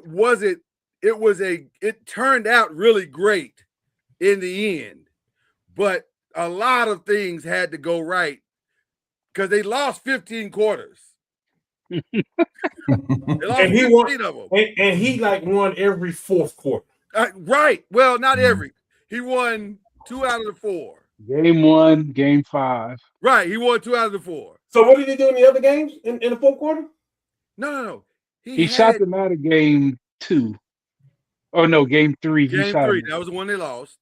Game 4. It's his fault that he lost, right? Okay. No, it wasn't his fault. I'm not gonna say it was out. Don't change the narrative. We're not talking about whose fault it was. Okay. That's a whole different conversation. Well, he didn't shoot him out of nothing then. I'm not gonna say he did. I think his numbers were actually not awful, but they weren't good. And what I mean by that is he would get 30, but it was an empty 30. It was oh my God, I had to fight everything and everybody, and if you're scoring 30, but you're giving up 50, that's not a good night. That's not a good night. And he was giving up a lot of points. He gave up 50? He gave up a lot of points. They were hunting him. He gave up 50? Not by himself, but you understand what I'm saying. You're trying to change the narrative. Well, don't say that. Say he gave up 32 then. Because nobody put 30 on him. Which one of those boys put 30 on Jalen Brunson? Well, they put up 30 on somebody. Which one of them put up 30 on Jalen is what I'm saying. They didn't get a ball on him, but I bet you if you combine all I three said of the which people one. on Right. Come on, man. they try to like it's not that easy. Well, Like that's why we agree to they disagree. manned him up. He's They superstar in moved my him book. around. They That's tried why to we move agree to him disagree. around, and the Spurs found whoever he was guarding, and they went at him. Like I guess I'm that's why not we saying agree to he's not disagree. I get good. it. I'm not saying he's not I good, get it. but you don't have to overinflate what he did just because they won. That's I'm not all. talking about what I'm not just talking about what he did. I'm talking about from the course that he's joined the Knicks. He has been superstar status. He has been the best player on the Knicks, and it's not close. We can all agree with that. I don't think that's what anybody's arguing. I think we're talking about superstar. And to your now I'm gonna bring our private conversation public. You said, and I agree with you, ain't that many superstars in the league. It's not. And so you're okay. So if we're naming superstars, is he on the level of Steph right now? I think if you're a superstar, you have to have a shoe. Hold on. Let's go through the exercise. Is he on the level of Steph right now? No. Okay. Is he on the level of LeBron right now? Hold on. No, he's not on the level of the greatest scorer ever. No, Steph. Right. No. Okay. LeBron right now. Okay. Is he on the level of KD right now? No, he's not on the level of LeBron, the GOAT. No. Right. So we're 3 deep and we ain't got superstar status yet. Is he as good as SGA? Is he good as SGA? Who probably and I'll be honest with you, I struggle with calling him a superstar because SGA don't play defense. He got a great offensive game. He's a Paquito, but he's a superstar, right? I didn't say that. I didn't say that. I haven't seen enough of you. I can't say that yet. 2 years don't make you a superstar. Oh man, I'm asking is he better than you? SGA is not a superstar. Okay, then let's define superstar. SGA got a shoe. He a superstar. That don't mean crap. It's a pool. Yeah, that don't mean nothing. Okay, hold on. SGA is not, wait. I just want to make sure this right. We're talking about being on the fence. SGA is better, but that's me. So he's not a superstar. I'll say this about SGA. I would be more willing to put SGA in the superstar category than I am Jalen right now, because at least SGA got the 2 MVPs. He got the Finals MVP. He got some of the stuff. Yeah, Luka got both of them hunt fouls. I hate the way both of them hunt fouls. I hate it too. I hate the game. I didn't say I love his game. And Luka ain't got none of that shit, but he's a superstar. Yeah. Luka ain't got none of that shit, and he's a superstar. I can't compare SGA and Brunson. Though, I think Luka's in a class by himself, dude. But Luka ain't got none of that shit you just named, and he's a superstar. So don't bring it up now. Okay. What do you mean? He don't have what? Luka averages a triple double. Nobody else on that list. Let me go back to you, Lord. What you just said about SGA, I'm saying Luka don't have none of that stuff. So don't bring it up to me about Brunson. Hold on. Because I ain't there on Luka yet. He ain't got. Oh, stop, man! So Luka ain't a superstar either. I'm trying to understand. We need to define superstar. We can go on to the next question now because I ain't got nothing to talk about with that. Now, no. What is a superstar? Let's figure it out right now. I don't know. Hey, what's question 5? Because all we've been talking about is accolades. So what are Luka's accolades? Well, he's got a lot of first team all NBAs. He's got a lot of all stars. He ain't got no MVPs. He ain't got no scoring title. He does not have a scoring title. He does have a scoring title. SGA got 2. He got 2 MVP, league MVP, and a Finals MVP. Yes, and a cup MVP, right? Yeah, I got the definition right now. No, you going to Google. No, I mean it makes sense to me. Okay, let's hear your Google. The definition. It's a superstar is an official stat or an award you can look up in your box score. It's an elite tier of player that completely alters the landscape of the league. Okay. While an all-star is a great player having a great season, a superstar is a franchise-altering force. Okay, I like that. I actually like that definition. So now, based on that definition, if that's the definition we're using, there's no question. Both the guys we named are all-stars. I mean superstars.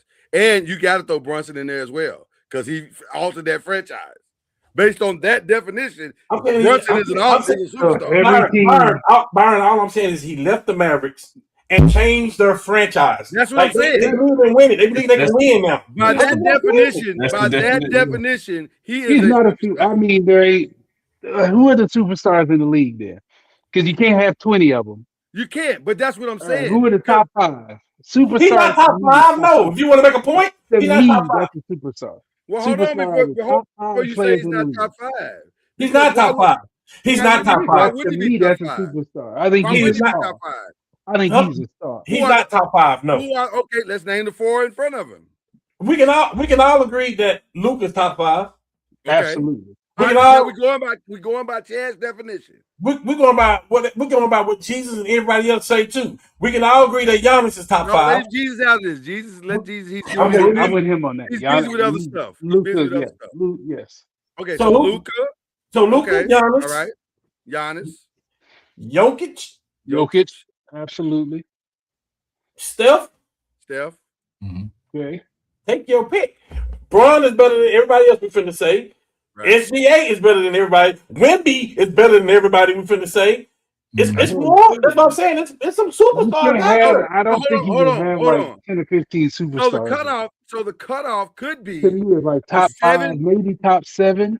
Okay, I think the cutoff is a star. The cutoff could be the 7 you just named, and Brunson is at the end of that list. I can definitely get Is Cade Cunningham a superstar? Absolutely not. Absolutely not. No. Not yet. Not yet. Mm-hmm. Not yet. Because you could argue the coach is more superstar than Cade is. Cade was on the team when they didn't win but 15 games. so something else had to have happened for him to hit his stride. Mm-hmm. So if you take what Chad just said and take your thoughts, mm-hmm. Take your thoughts on what you just said. I got Jalen in. Jalen's in. And it's opinionated, I guess. I mean, no, Jalen's in. Unless you ask the league to tell us, I guess, and that's opinionated too.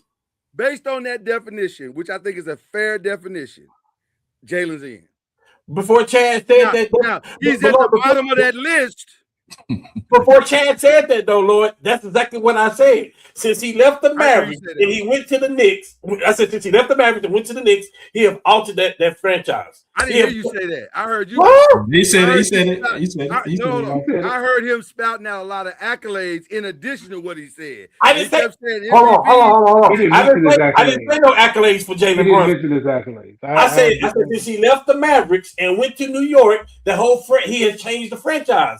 He has elevated that whole team. Well, then you got to give him a superstar. Then he's in. My opinion is. No, you don't. The Knicks were a great franchise to begin with. They were average. Sorry, the Knicks weren't good. I agree. And then they got Jalen, and they became good. They were Eastern Conference Finals at the least. Okay, y'all got it. If y'all want to call him a superstar, go ahead. I'm talking about Chad's definition. I know. I agree. I just don't agree with that. I don't agree with that definition of a superstar. I don't. Okay, it's opinionated. I agree. That's all. I don't think he is. I think he's a star. He's a really good player, but I don't think he's a superstar. I don't. It's opinionated. Hey, it's funny you say that. I'm having it on my little sports group. I'm having an argument with him. Like, who's the best quarterback ever come out of OU? Who's the guy? Who's the guy? I'm like, okay, Baker came out of OU. Yeah, I'm saying Baker, right? And he say, and I say because of the numbers that Baker put up. I say, yeah, but I want you to understand this. If Kyler Murray would have played 2 years like Baker did, he would have shouted Baker numbers as good as they were. If Sam Bradford played his 4th year or 3rd year, so that's my thing. It's all opinionated. Mm-hmm. I'm just telling you how I feel about it.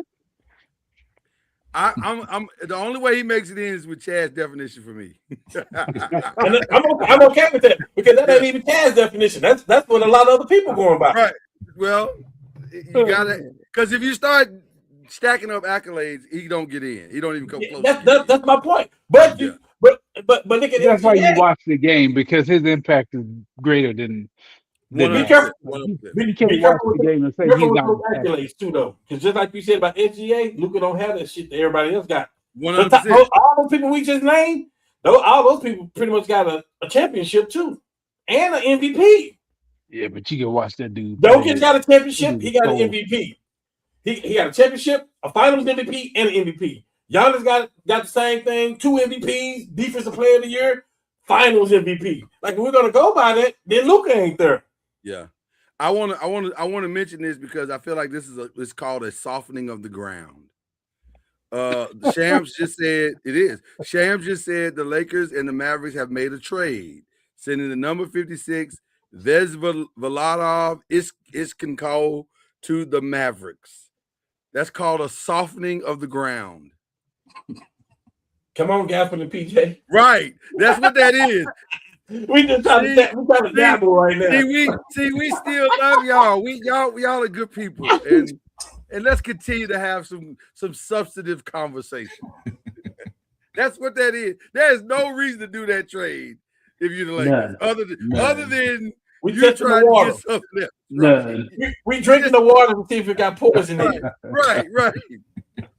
Masai, did you like that trade we just did with you? Yeah, I like that trade. Well, what about another trade? All right, so wow. We like to help y'all with the tea leaves when we do this show. Okay. My last question is this. By July 6th, the craziest trade or signing might be or will be what? By the way, this is our last show before we go on vacation. We will be gone the month of July for sure. All right. So what will it be? Cam, what will it be? Byron, what will it be? Chad, what will the final trade or the biggest trade, will it be Giannis and that's it? Or will it be Jaylen Brown? Or is it something none of us see coming?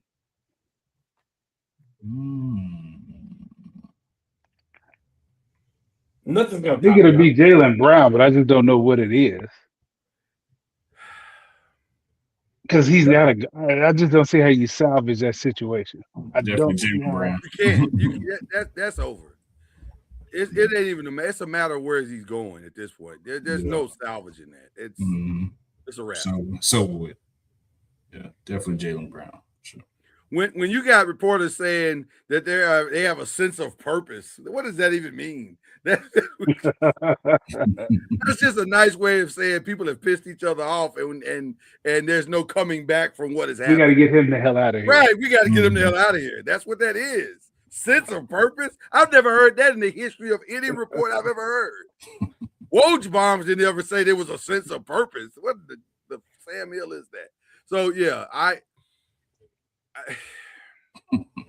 don't know. That Jaylen Brown thing, there's 3 moves that are interesting to me. 3 offseason moves that are interesting to me. Jaylen Brown. Kawhi is interesting to me. I'm actually interested that Houston said everybody's on the table except for Amen Thompson. That's wild to me. Because isn't KD still on that team? Everybody's available. Everybody. Is KD potentially on the move for the right price? I don't think they enjoyed that experiment last year. No. I think after a while, it was like, wait, KD, what you doing? And then it got worse once his his burner account got leaked and all of that. Yeah, man. I think Get off my Dickerson might have done everything in. Yeah, by the end, it was like, KD, what you doing tomorrow? You busy? Are you going somewhere? Because you need to. They were tired, brother. And then the other one that I want to throw out there that could be interesting. Jaylen Brown, KD, Kawhi. And again, there's a reason why I don't understand why Jokic has not signed his extension. It doesn't make sense to me. Of all the things that are out there, that seems like the easiest deal to get done. Right? What are you waiting for? And that's the question. What are you waiting for? Maybe to see how the roster shapes up before you decide to ask for a trade. How much flexibility do they have? What do you mean?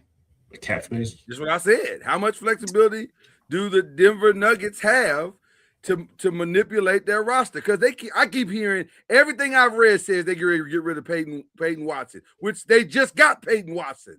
Mm-hmm. So that makes no sense. Why are you getting rid of a guy you just brought in the building? I'm just asking questions that need to be asked, ladies and gentlemen. When I don't understand something, I ask. Yeah, because they got to cut people. They got to cut people. That's what I'm saying. They're over. So what moves can they make? It's interesting. Is all I'm saying. It's very interesting. Cam, what are your thoughts? What are you thinking? I don't think it's gonna be nothing else blockbusterish like that. There's nothing gonna be bigger than that Giannis trade, probably for a few years. Even the Jaylen Brown trade ain't gonna be like that because Jaylen Brown ain't Giannis. No, So he's not gonna get. He's not right. He's not gonna command what Giannis got. But I know what it looked like right now, and I'm telling you right now, the team that may come out on the other end of all this stuff is the Miami Heat. I see a path where they're not going to sign Powell. I get it. The building block of their team is Portis, Giannis, and Bam. That's good luck trying to score against them too and get rebounds. Like that's gonna be tough, right? But then you say, yeah, and they got the other kid that the white guy that Paulus or whatever that Milwaukee really was trying to get. But at the end of the day, they're gonna do a trade. They're gonna trade away Wiggins. They'll do a time to trade and get a little bit more cap room. But it's people like I have read about this. It's like Pat Riley is a dog. Pat Riley will go get Anthony Simon on the league minimum because huh? I'm just saying he's trying to redo his career too, right? They'll go get Cam Thomas, which by the way, that's weird to me. Why does he ain't done nothing wrong in his career? He's being punished because he's in Portland. Ain't his fault. Well, he was in Boston too. It didn't pan out. That ain't his fault either. But it didn't pan out for him. But they go get people like that. Listen. Okay. Westbrook would go play for that team right now. Klay Thomas wouldn't take a league minimum to go play with that team right now. It would be the gangster Ray Allen play, right? He wouldn't go play with that team right now. Like, and you telling me Chris Middleton is not going to be there? Like, do you want Westbrook? If I'm Miami, he is the perfect kind of player for them. Actually, you may not have a choice. You better just take laugh now, cry later. I'm just telling you, Pat Riley makes it happen, and he's the number one person to find undrafted players like crazy. Like, by the way, I want to just so I can get this on record, and I'll say it again tomorrow on Believe in the ACC / Pressing the Pros. Ryan Conwell from Louisville going to Miami is a steal. That boy can shoot that thing. It is a steal. And he's a two-way player. They need it. That's what they've been missing. Two-way player. Steal. Undersized, but still. Still. Okay. So you really believe Miami's gonna pull off the impossible dream? I don't think it's impossible though. They got $18 million to fill an entire roster. No, you can find better ways, and they're hard. You can find ways to relieve that pressure. I'm telling you, would you trade if you Lakers? Would you trade for Andrew Wiggins right now? 100%. You can find ways. This is what I'm trying to tell you. Like, 100%. There's ways to get more salary over there. Especially if I can unload Vanderbilt or listen, man, Westbrook, Dalton Connect, Westbrook, Anthony Simon, Middleton, all Klay Thomas, all those players will go to Miami right now just to join that team. Because now, if you any other team in the East, you got a big problem on your hand. All those shooters, along with those guys, you got a big problem. Miami would probably be the favorites in the East. Can I tell you why what you're saying makes a lot of sense? There's just one reason only. Because they're in the East. It's wide open in the East, especially, and it gets a lot easier to do those deals once Jalen is traded tonight or tomorrow. I don't think it's wide open in the East.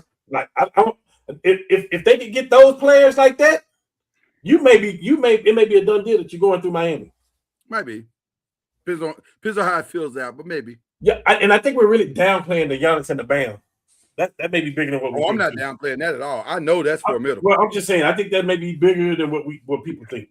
That is formidable. Let's be very clear. You have a hard time scoring. That's a lot of defense, bro. That You have a 4-5. hard time Well, it's a scoring. lot of offense too. That's a 4-5 that you don't want. What's your plan? Yeah, You got a downhill Giannis or you got a downhill Bam.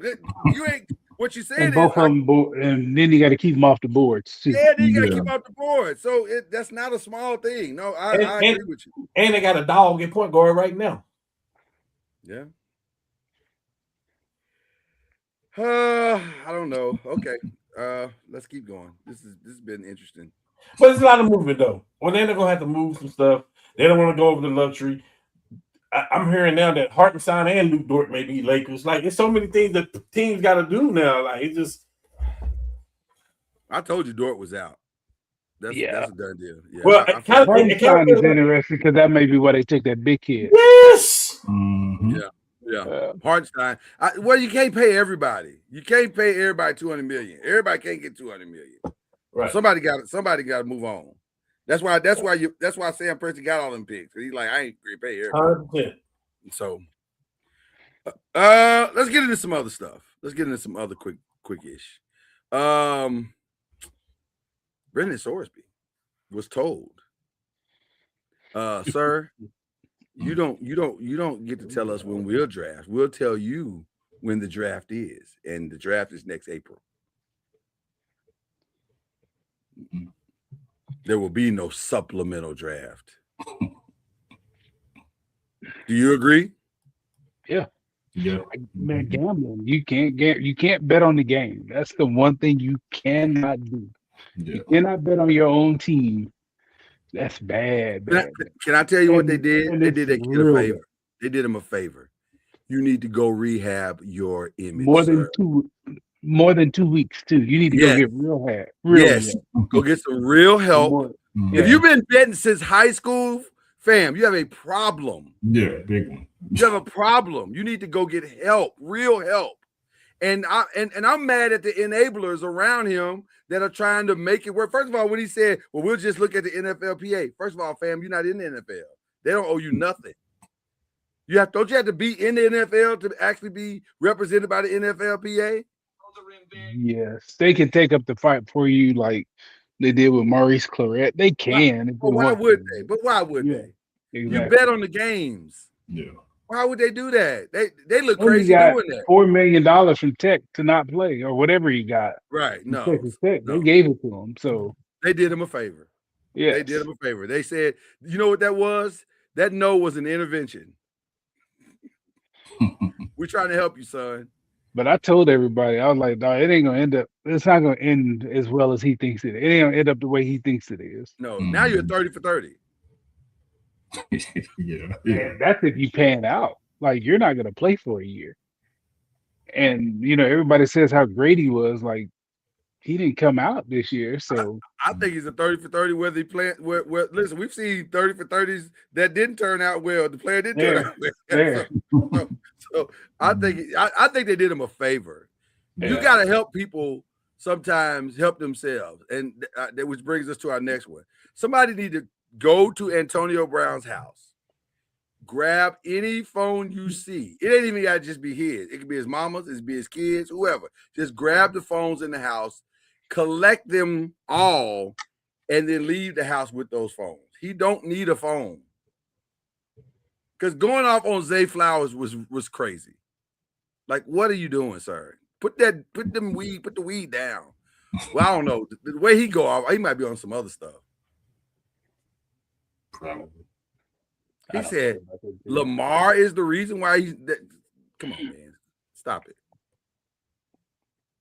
Zay Flowers is the reason why Lamar ain't winning. That is not the reason.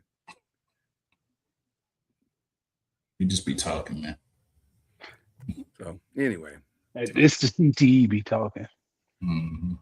That is a brain I would like to study though, because something is wrong with him. Something is for sure wrong with him. All right, that's all we got as far as sports news, right? I don't think there's anything else. Am I missing anything? Nope. We did Austin Reeves. Ain't nothing breaking right now. Mm-mm. Except we've softened up the ground for our Gaffer trade, which we need to make that happen. If you had to pick one of them, which one do you want? I got the trade right now for you. Gafford or Lively? Gafford or Lively? Boy, that ain't even comparable. Okay, just check it. What do y'all think about this? You didn't answer the question. Hold on. Cam didn't answer that question. He just said don't compare it. Just check it. I just want to make sure we're on the same page. We are. What y'all think about this? It's a 3-team deal between Mavericks, Nuggets, and Lakers. Mavericks acquire Cameron Johnson and Jared Vanderbilt. Nuggets get Caleb Martin, Dalton Connect. Y'all get Gafford. We get who? Gafford. We get Gafford. And Cam Johnson leaves the Nuggets. Mm-hmm. I'm cool with that. I don't hate that. I don't hate that. I wouldn't mind throwing Peyton Watson in the deal since they don't want to pay him. We can't get that. That changed the whole landscape of the trade. They don't want to pay him. Yeah, but they're gonna what they're doing. They're gonna move pieces. That's the point of moving Cam so they can have the cap room, and that's what they're ultimately going to do. Well, listen, as long as he ain't on the team, we just saw Minnesota do it. We just saw Minnesota trade so that they can sign the point guard. Like as long as he ain't on the team, that's all I want, really. Yeah. Really. As long as who ain't on the team, Peyton Watson, because I don't think they know what they got in him. That's sneaky though. You don't want the wrong team to get him either. Well, I don't want that, but I don't want him You there want either. somebody to unlock him. Yeah, matter of fact, send him east. Send him east. Go on over there. Go on now. Golly. Go on. That boy can play. He just ain't been on the right team yet. Yeah. When he finally finds the right team, you're gonna see he's a problem. Yeah. Mm-hmm. So you don't believe he can play, Cam? Yes. Okay. He's all right. All right. He's a superstar. He may never be an all-star. That's what I'm saying. I don't think he ever has to be. I think if he could just be Bruce Brown when you need him to be Bruce And that Brown. person for me is all right. Right. No, I got you. I got you saying. Yeah. That person for me is all right. I guess we're done with sports. Marcus Smart ain't got no, you know what I mean? He ain't no all-star. He got defensive player of the year. But yeah, that's what I'm talking about though. Like I need more than that to move the needle. Well, I mean, he's not the singular move. Peyton Watson will never be a singular move. You need to do other stuff in addition to, but he's a great piece to have. Okay. Well, what are we watching is one of our favorite segments because we watch a lot of good stuff on this show. Let me just start with this. I can start that. Shit, that's easy. Well, go ahead. I was going to start, but you go ahead and start. I'm watching to see what the Lakers going to do. Well, of course we're watching that. Now, of course we're watching that. We're going to be watching that on into July. So we're going to be watching that. Yeah. I'm sorry. My bad. All right. Shout out to the Shy, who finally on the road. We finally are on the road. It got good this past weekend. It was good this past weekend. Did you see it, Chad? I did not. Chad, why are you so far behind? What are you doing with your life right now? Man, I don't know, man. I'll catch up. I'll catch up, man. You have to ask, you have to ask Mike Dunleavy that. Yeah. Dunleavy has got you stressed, brother. It's clear. Yeah, you're right. You're right about that. He got you stressed, brother. Am I the only one to watch the Shy on this show? I don't. Wow. Okay. I thought it was a group project. See? I didn't know I was the only one. I don't know where Raising Canaan is going. I'm so confused. There's so much going on that show. And to see, are we all caught up on Raising Canaan before we start the conversation? Is everybody caught up? I don't watch it. Y'all yes. For the people that watch it, are we caught up? Okay. Yeah. All right. No. I didn't see that. I thought for sure that my man was gonna make it, was gonna get dealt with. And he is. So to see him ride off into the sunset was like, wow, okay, I didn't see that coming. That was as shocking as the opening episode. Yeah. So okay. So especially when you got a couple of people gunning at you, yeah, because the way the episode was shaping up, he wasn't gonna survive the episode. I was like, well, We run out of time. Who gonna kill him? Somebody's gonna kill him. Yeah. So the fact that he drove off with his wife and child, I was like, oh, well, I guess that's a choice. There you go. But he has been through a lot. When your brother slashes your face, that's probably you've probably been through enough. So there you go. All right. What else we watching? Well, you know, I told you about the Crash movie and watching. Yeah, I didn't like that conversation. Have you seen this? Have you seen this documentary, The Crash? Oh no. Do you watch documentaries, Cam, or no? So I'm Reggie's probably seen it. Reggie's a documentary fiend. Every time I talk to Reggie, hey man, that's our documentary. I'm like, wow, y'all watch a lot of documentaries in y'all house. Yeah, Reggie been running since his team got bounced. You don't have to do that. That wasn't. Well, I'm calling him out, Reggie. Get on the show. Let's talk about it. He'll be back in August. Yeah, let the healing begin first. he running, he hiding. Reggie, I'm calling you out. Let the healing begin. Hold on. If the Spurs won, Reggie would be on the show. So I ain't trying to hear it. You made some time, probably. Hey, and let me. I'll wait. Ooh, I'll wait. Yeah, just wait. I'll wait for the. Oh. But you go in the football season. The Colts fans need to be united, don't they? Say, listen. It ain't personal. It feels personal. It ain't. Okay.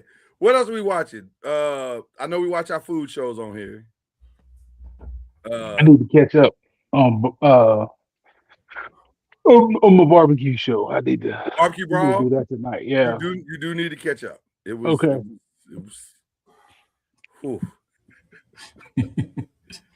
Okay. Can't wait to hear what you have to say. How about that? Okay. Now, we're girl dads, so we've been stuck watching Love Island. Let me just tell you. And by the way, I was working last night, late into the midnight hour. So I watched the segments of 6 that you asked me to watch. You're right. But here's what I didn't understand. Which crash out are you talking about? Because it's like 4 in a row. Serena's was bad. Serena's was bad. That was legendary crash out.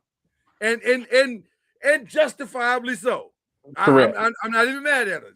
I can't even be mad at her because she's a ride or die. So I ain't mad at her for the crash out. The one that really had me tripping though is because I didn't know Rob was on the show. You know, Rob is on Traders. He won the last season of Traders. So when to see him in his real element, I was like, oh, you've been a villain. Okay, I see what's going on here. You've been a villain. You just do that on Traders. You've been a villain. I got you. Okay. So that was interesting. And his whole crash out, because girl went off on him. He's like, he's a punk. He's a punk. I was like, hey, ma'am. I can't say it's a family show because it's not a family show. I wouldn't not have your family watching this show. But especially the last episode. This season, they need to get shots. They're gonna need to get shots when this is over. Yes, for real. The exchange of bodily fluids that are going on in this season, folk don't need to get shots. Yesterday, I'm like, this is terrible. Let me ask you a question. In your youth, I need you to go back to 22, 23-year-old you. Mm-hmm. Could you have done a show like a Love Island or a Love is Blind? Could you have done a show like that? No. Where you are dating multiple people, especially Love. Let's take Love is Blind off because that's more civilized. But Love Island is about as ratchet as it gets. That's the height of ratchetness. Could you have done Love Island? Have you seen Love Island, Karen? Have you ever seen it? It is a hot, steaming mess. I got 2 words. It's a real interesting social experiment. It is that it is. That aspect of it is interesting. I got 2 words for you.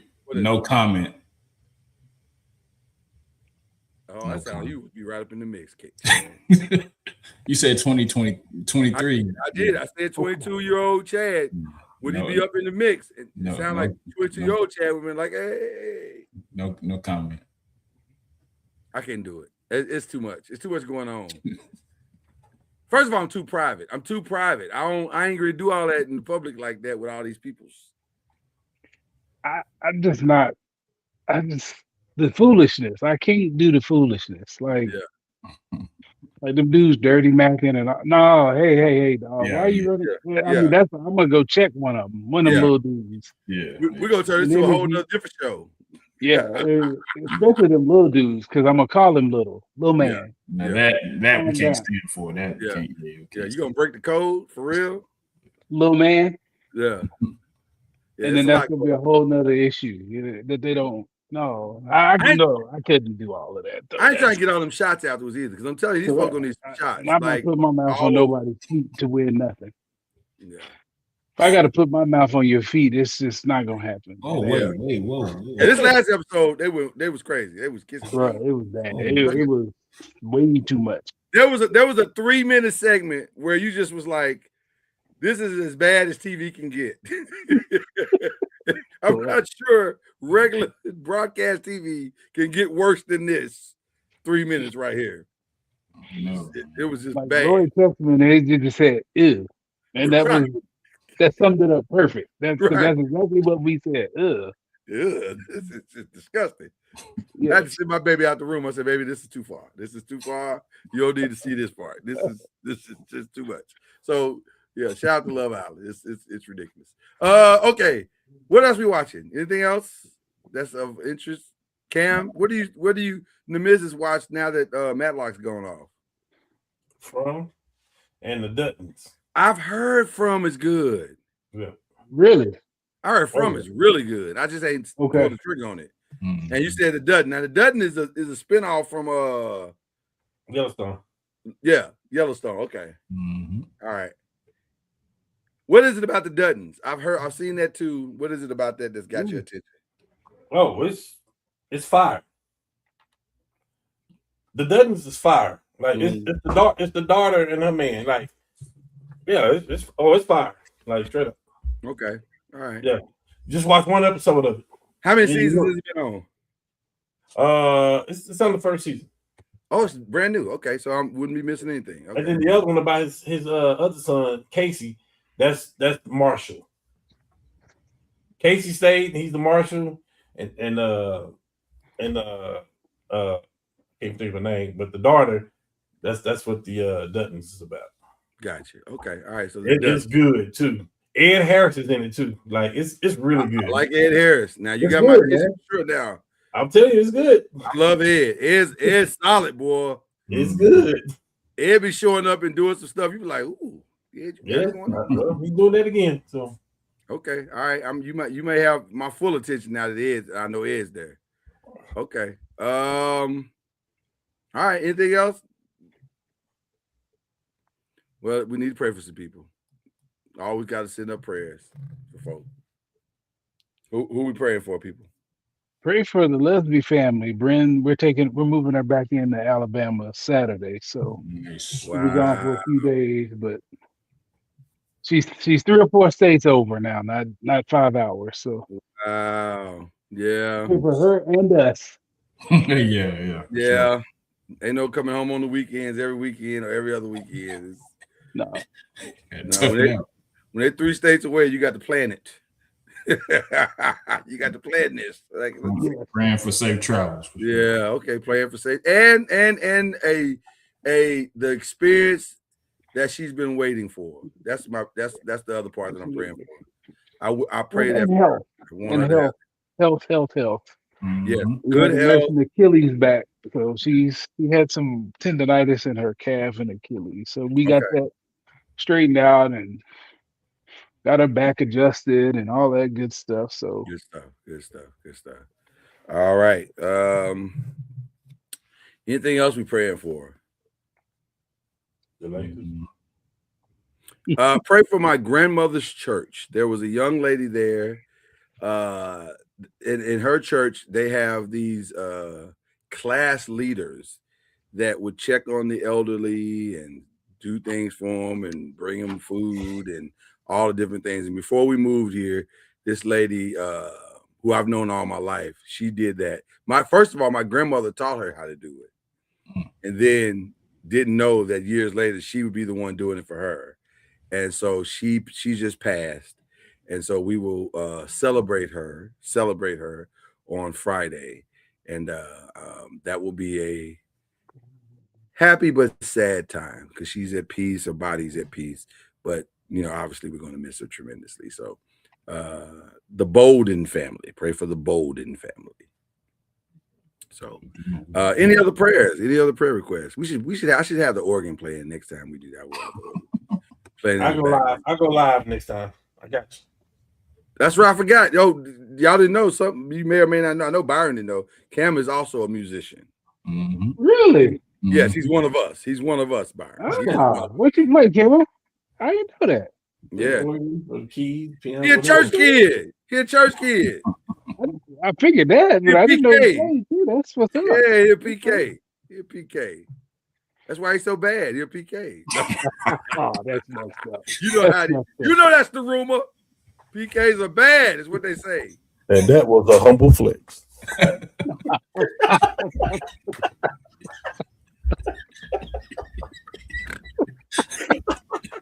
was good. Man. That was good. That was good. You won with that one. You won with that one. The timing of that was perfect. That was perfect. That was perfect. Well done, sir. Well done. Who are we unshouting out? Who are we unshouting out? Oh, I am. I want this one. Oh, hold on. That sounds good. Go ahead. Uh-oh. Listen, I'm that guy. I'm gonna talk about my team. Win, lose, or draw, all that stuff. I'm gonna talk about my team. I'm gonna call you out right now. Oh my!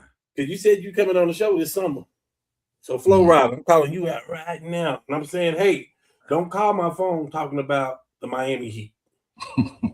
Because you done made a trade and got a superstar now. Yeah. You're wrong if you do it. I'm letting you know right now. Yeah. You're gonna get cussed out. Really? Cussed out. The whole cussing. Don't call me talking about we back.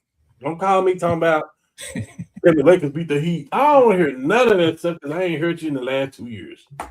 You're gonna be at all in the games, all in the videos. Hey, Mamba out.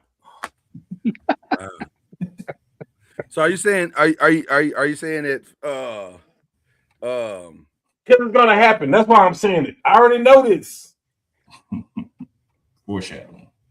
Sound like Flo Rida is low. Come on here and talk your noise about your team. Just make sure you mention the Miami Dolphins too. Do you hear me? He ain't gonna do that. Now he's not gonna do that. That's not gonna happen. He will. Yeah, they gonna The be Dolphins? Yeah. No. Well, he does do songs that affect the cheeks. So he likes the Dolphins. The Dolphins are cheeks. So they may be on the clock. Dolphins. Trust me. Dolphins may be on the clock right now. Oh yeah, 100%. There's nothing. They had a lot of activity this summer, and it all result in more activity next summer. Wow. So there you go. Who else we unshouting out? I'm gonna shout out that dumb judge in West Texas that actually overrode the NCAA. Like gambling on your team, and you decide that to override the NCAA. Mm-hmm. Like, what are we doing at this point? Like, using the pockets. What are we doing? Like, I mean, I think we should all be able to agree that gambling on your own team in college should at least get you a year suspension. At minimum. Mm-hmm. Well, to your point, I'm going to say that cash rules everything around me. Cream, get the money. Dollar bill. Dollar bill. So I understand why he did it, but it good does. Lord, at some point, we got to have some a smidge of ethics and morality, just a hair. Yeah. Sure. Anybody else? Anybody else getting a shout out or unshout out rather? I can't think of anybody else right now. Mm-hmm. Maybe the people that are surrounding Brendan Sorsby, they get a shout out. Y'all tried it. Y'all saw the gravy train moving. You said, "Ooh, let's hop on." He was like, "Nah." NFL was like, "Nah, we ain't doing that." But y'all tried it though. Mm-hmm. You tried it. Okay. Final thing that we do is shout outs. The 5 shout outs. What are they? Who are we shouting out? Who's getting a shout out tonight? As a university. Win it all, Byron? Yeah. 90 runs and over the playoffs. Been on an absolute heater the last couple months. So shout out to them dudes. 3 freshman pitchers, first team to do it with 3 freshman pitchers starting. They Jokers won it. did it, man. They won Yeah, it. they did. Wow. 13-2, ironically. Oh, that's a domination. And that's crazy because the softball team is the one that's tough. Yeah, right. Correct. I want to give a shout out to Wyndham Clark. Haters gonna hate. They gonna hate. Man. I ain't never seen nobody get booed at a golf match. That was crazy. That man got booed heavily at a golf match and at a major. And he was like, I don't give a flying flip what y'all talked about. Yeah, 80-foot putt, 50-foot putt. What? Extreme. The one on 16 was ridiculous. That one on 16 was crazy. I was like, hey, man, you got to take something off, Wyndham. 21-mile-an-hour winds. Winds was crazy. Yeah. Them winds was crazy. Well, shout out for him to blocking it all out. Yeah. Now I do understand the booze. You can't be tearing up people's stuff and then expect them to love you. Like you tore up their locker room. You know, that was a little much. You got to calm down. Counseling will fix that, brother. Just go counseling. But yeah, shout out to him for blocking out the noise, man. That was impressive. Yeah. Shout out to my beautiful wife on her birthday tomorrow. Yeah, it is. Tomorrow, yeah. So shout her out. Happy birthday. Happy birthday to one of the queens of the 5. Yeah, man. I'm trying to think of anything else. Do we shout out anybody else? Shout out to all the young men who just changed their families' lives. Yes, I was about to say that. Yeah. Yeah, man, that's awesome. Now go do things the right way. Stay out of trouble. Make your community look good. Facts. Don't be embarrassing us in front of these white folks. Oh wow! Oh, you went there. Okay. Don't be embarrassing us. Don't be embarrassing us in front of this. What Mama used to say. Don't be embarrassing in front of white folks. Yeah. That's what she say. Yeah, you right about that. Shout out to Mama. R.I.P. But yeah, shout out to Mama. Cam, you got any shout out before we get out of here? Yeah, I got a couple. Shout out to my baby. You know, she always make it happen for me. Make it happen. Everything. Father's Day was amazing, and just like the whole weekend was. It was just like it was over the top. I showed Laura some things I got. It's just she over the top. She do the most. Shout out to nephew. He taking his talents and moving them. He's been helping all these kids get in school here. He is now going to be doing that in California. So nice. So on another stage, you got some connections out there and stuff like that. So lovely. Definitely proud of him. And I just want to sneak this in since we ain't gonna be here for a while. Right. Byron, I just want you to go back and look at his stats since he joined New York. Okay. Yeah.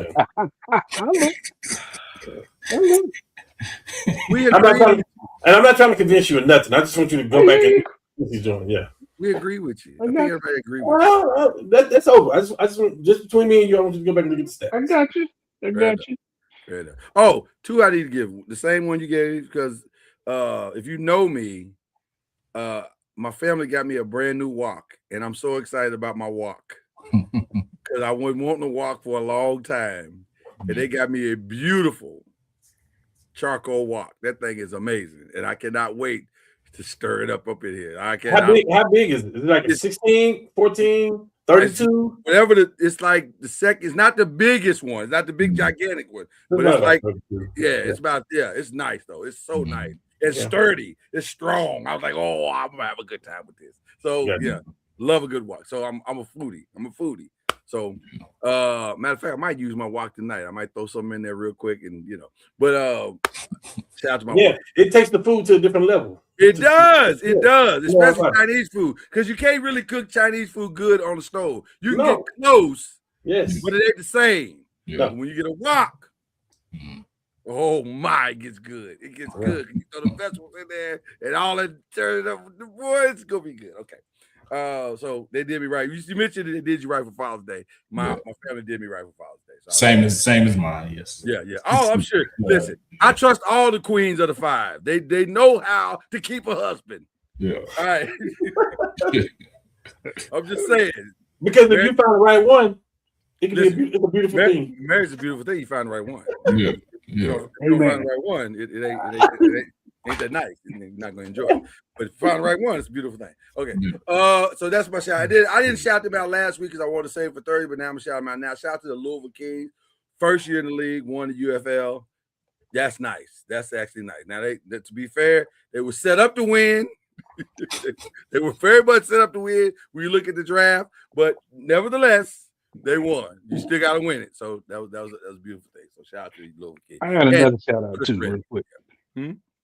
I got one. I forgot Fred Hammond. If you haven't seen his Tiny Desk, that's one of my musical heroes growing up, and I thought it was fantastic. And let me get the button ready because I know what Chad gonna say, but I'm gonna say this anyway. Yeah, go ahead. One of the most genuine dudes I've ever met in the industry. Like he is exactly what he appears to be, and that's rare in gospel. Especially in gospel music. Everybody says that. Because you don't know. And I've met a few of them. And I was like, I don't know. But when I met him, I was like, oh man, you are that dude. You down to earth and just so shout out to that Tiny Desk. He's a very soft guy. Like he got that Carlton Pierce vibe. Yeah, he's exactly what you want him to be. He's exactly what you want him to be. So So our flex is both because it sounds like Cam knows them too. So and that was a humble flex. And I ain't gonna lie, I'm not even sure it was humble. I'm not even. You don't have to be. I mean, I'm not even sure it was that humble. Like it might have been, flex, like a full-on flex. If we're being honest, like Charlotte is engaged in LaMelo Ball talks with multiple aggressive teams.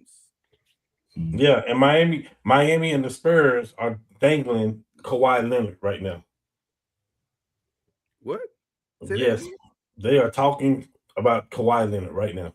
Miami is? Miami and the Spurs. Ooh. Wait a minute. Whoa, wait. Hold on. We're trying to end the show. What? That's what I just read. The Spurs gonna bring him home. Hey, just like you just said about the Mavs and the Lakers, this is a different this is different people. Yeah, this is different in San Antonio right now. I tell you what, if Uncle Dennis pull this off, he's the man. Shout out to Uncle Dennis. So you can always come back home. Come on, we man. may have to. Lord, we're gonna have to. A special pop-up. We're gonna have to. If it gets crazy, yes, we'll do a special pop-up. But we ain't promising y'all that. But if it get crazy, I think we should get the people what they want. Well, I'm saying if it get crazy, we for sure gonna get the people what they want because it might you get know crazy. what it is. There's too many big names that are gonna be moved. Well, listen, let's see where this go. This ain't the boring Spurs where you just draft people now. This could be interesting. You see what I'm saying? Marquise now he's talking about we got too much money talking about Miami. See, this is what I'm talking about, man. This is what I'm talking about. You brought it up. You only have yourself to blame for this one. You brought it up. Sorry. You brought it up. Well, to be continued then. You might get one more show for the summer. Just say we on call. That's all.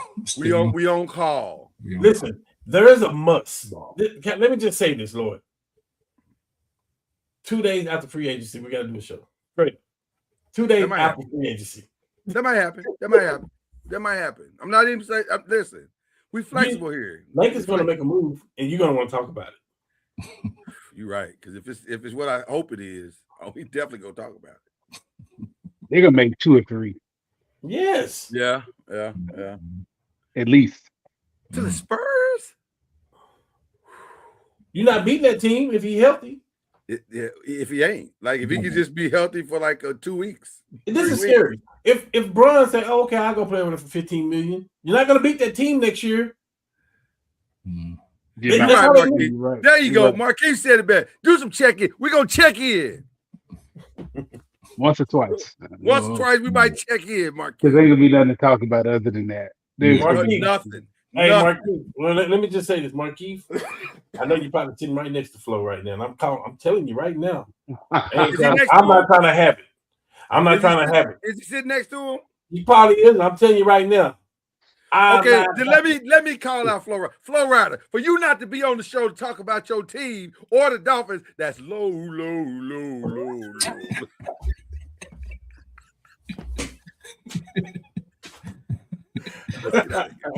Let's get out of here. Y'all, we appreciate you.